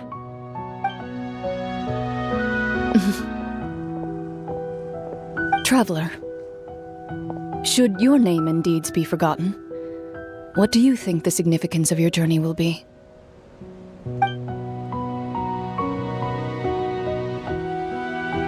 I suppose the significance would be the journey itself and the world we helped create. There's still value in the time I shared with everyone here, in the things we were able to accomplish, even if no one remembers them. A great answer. I'll remember it. Me? The Marachose hunter says nothing in response to that question. Perhaps her answer lies in her silence, an unspoken vow left to echo through the night. The path she walks needs no explanation.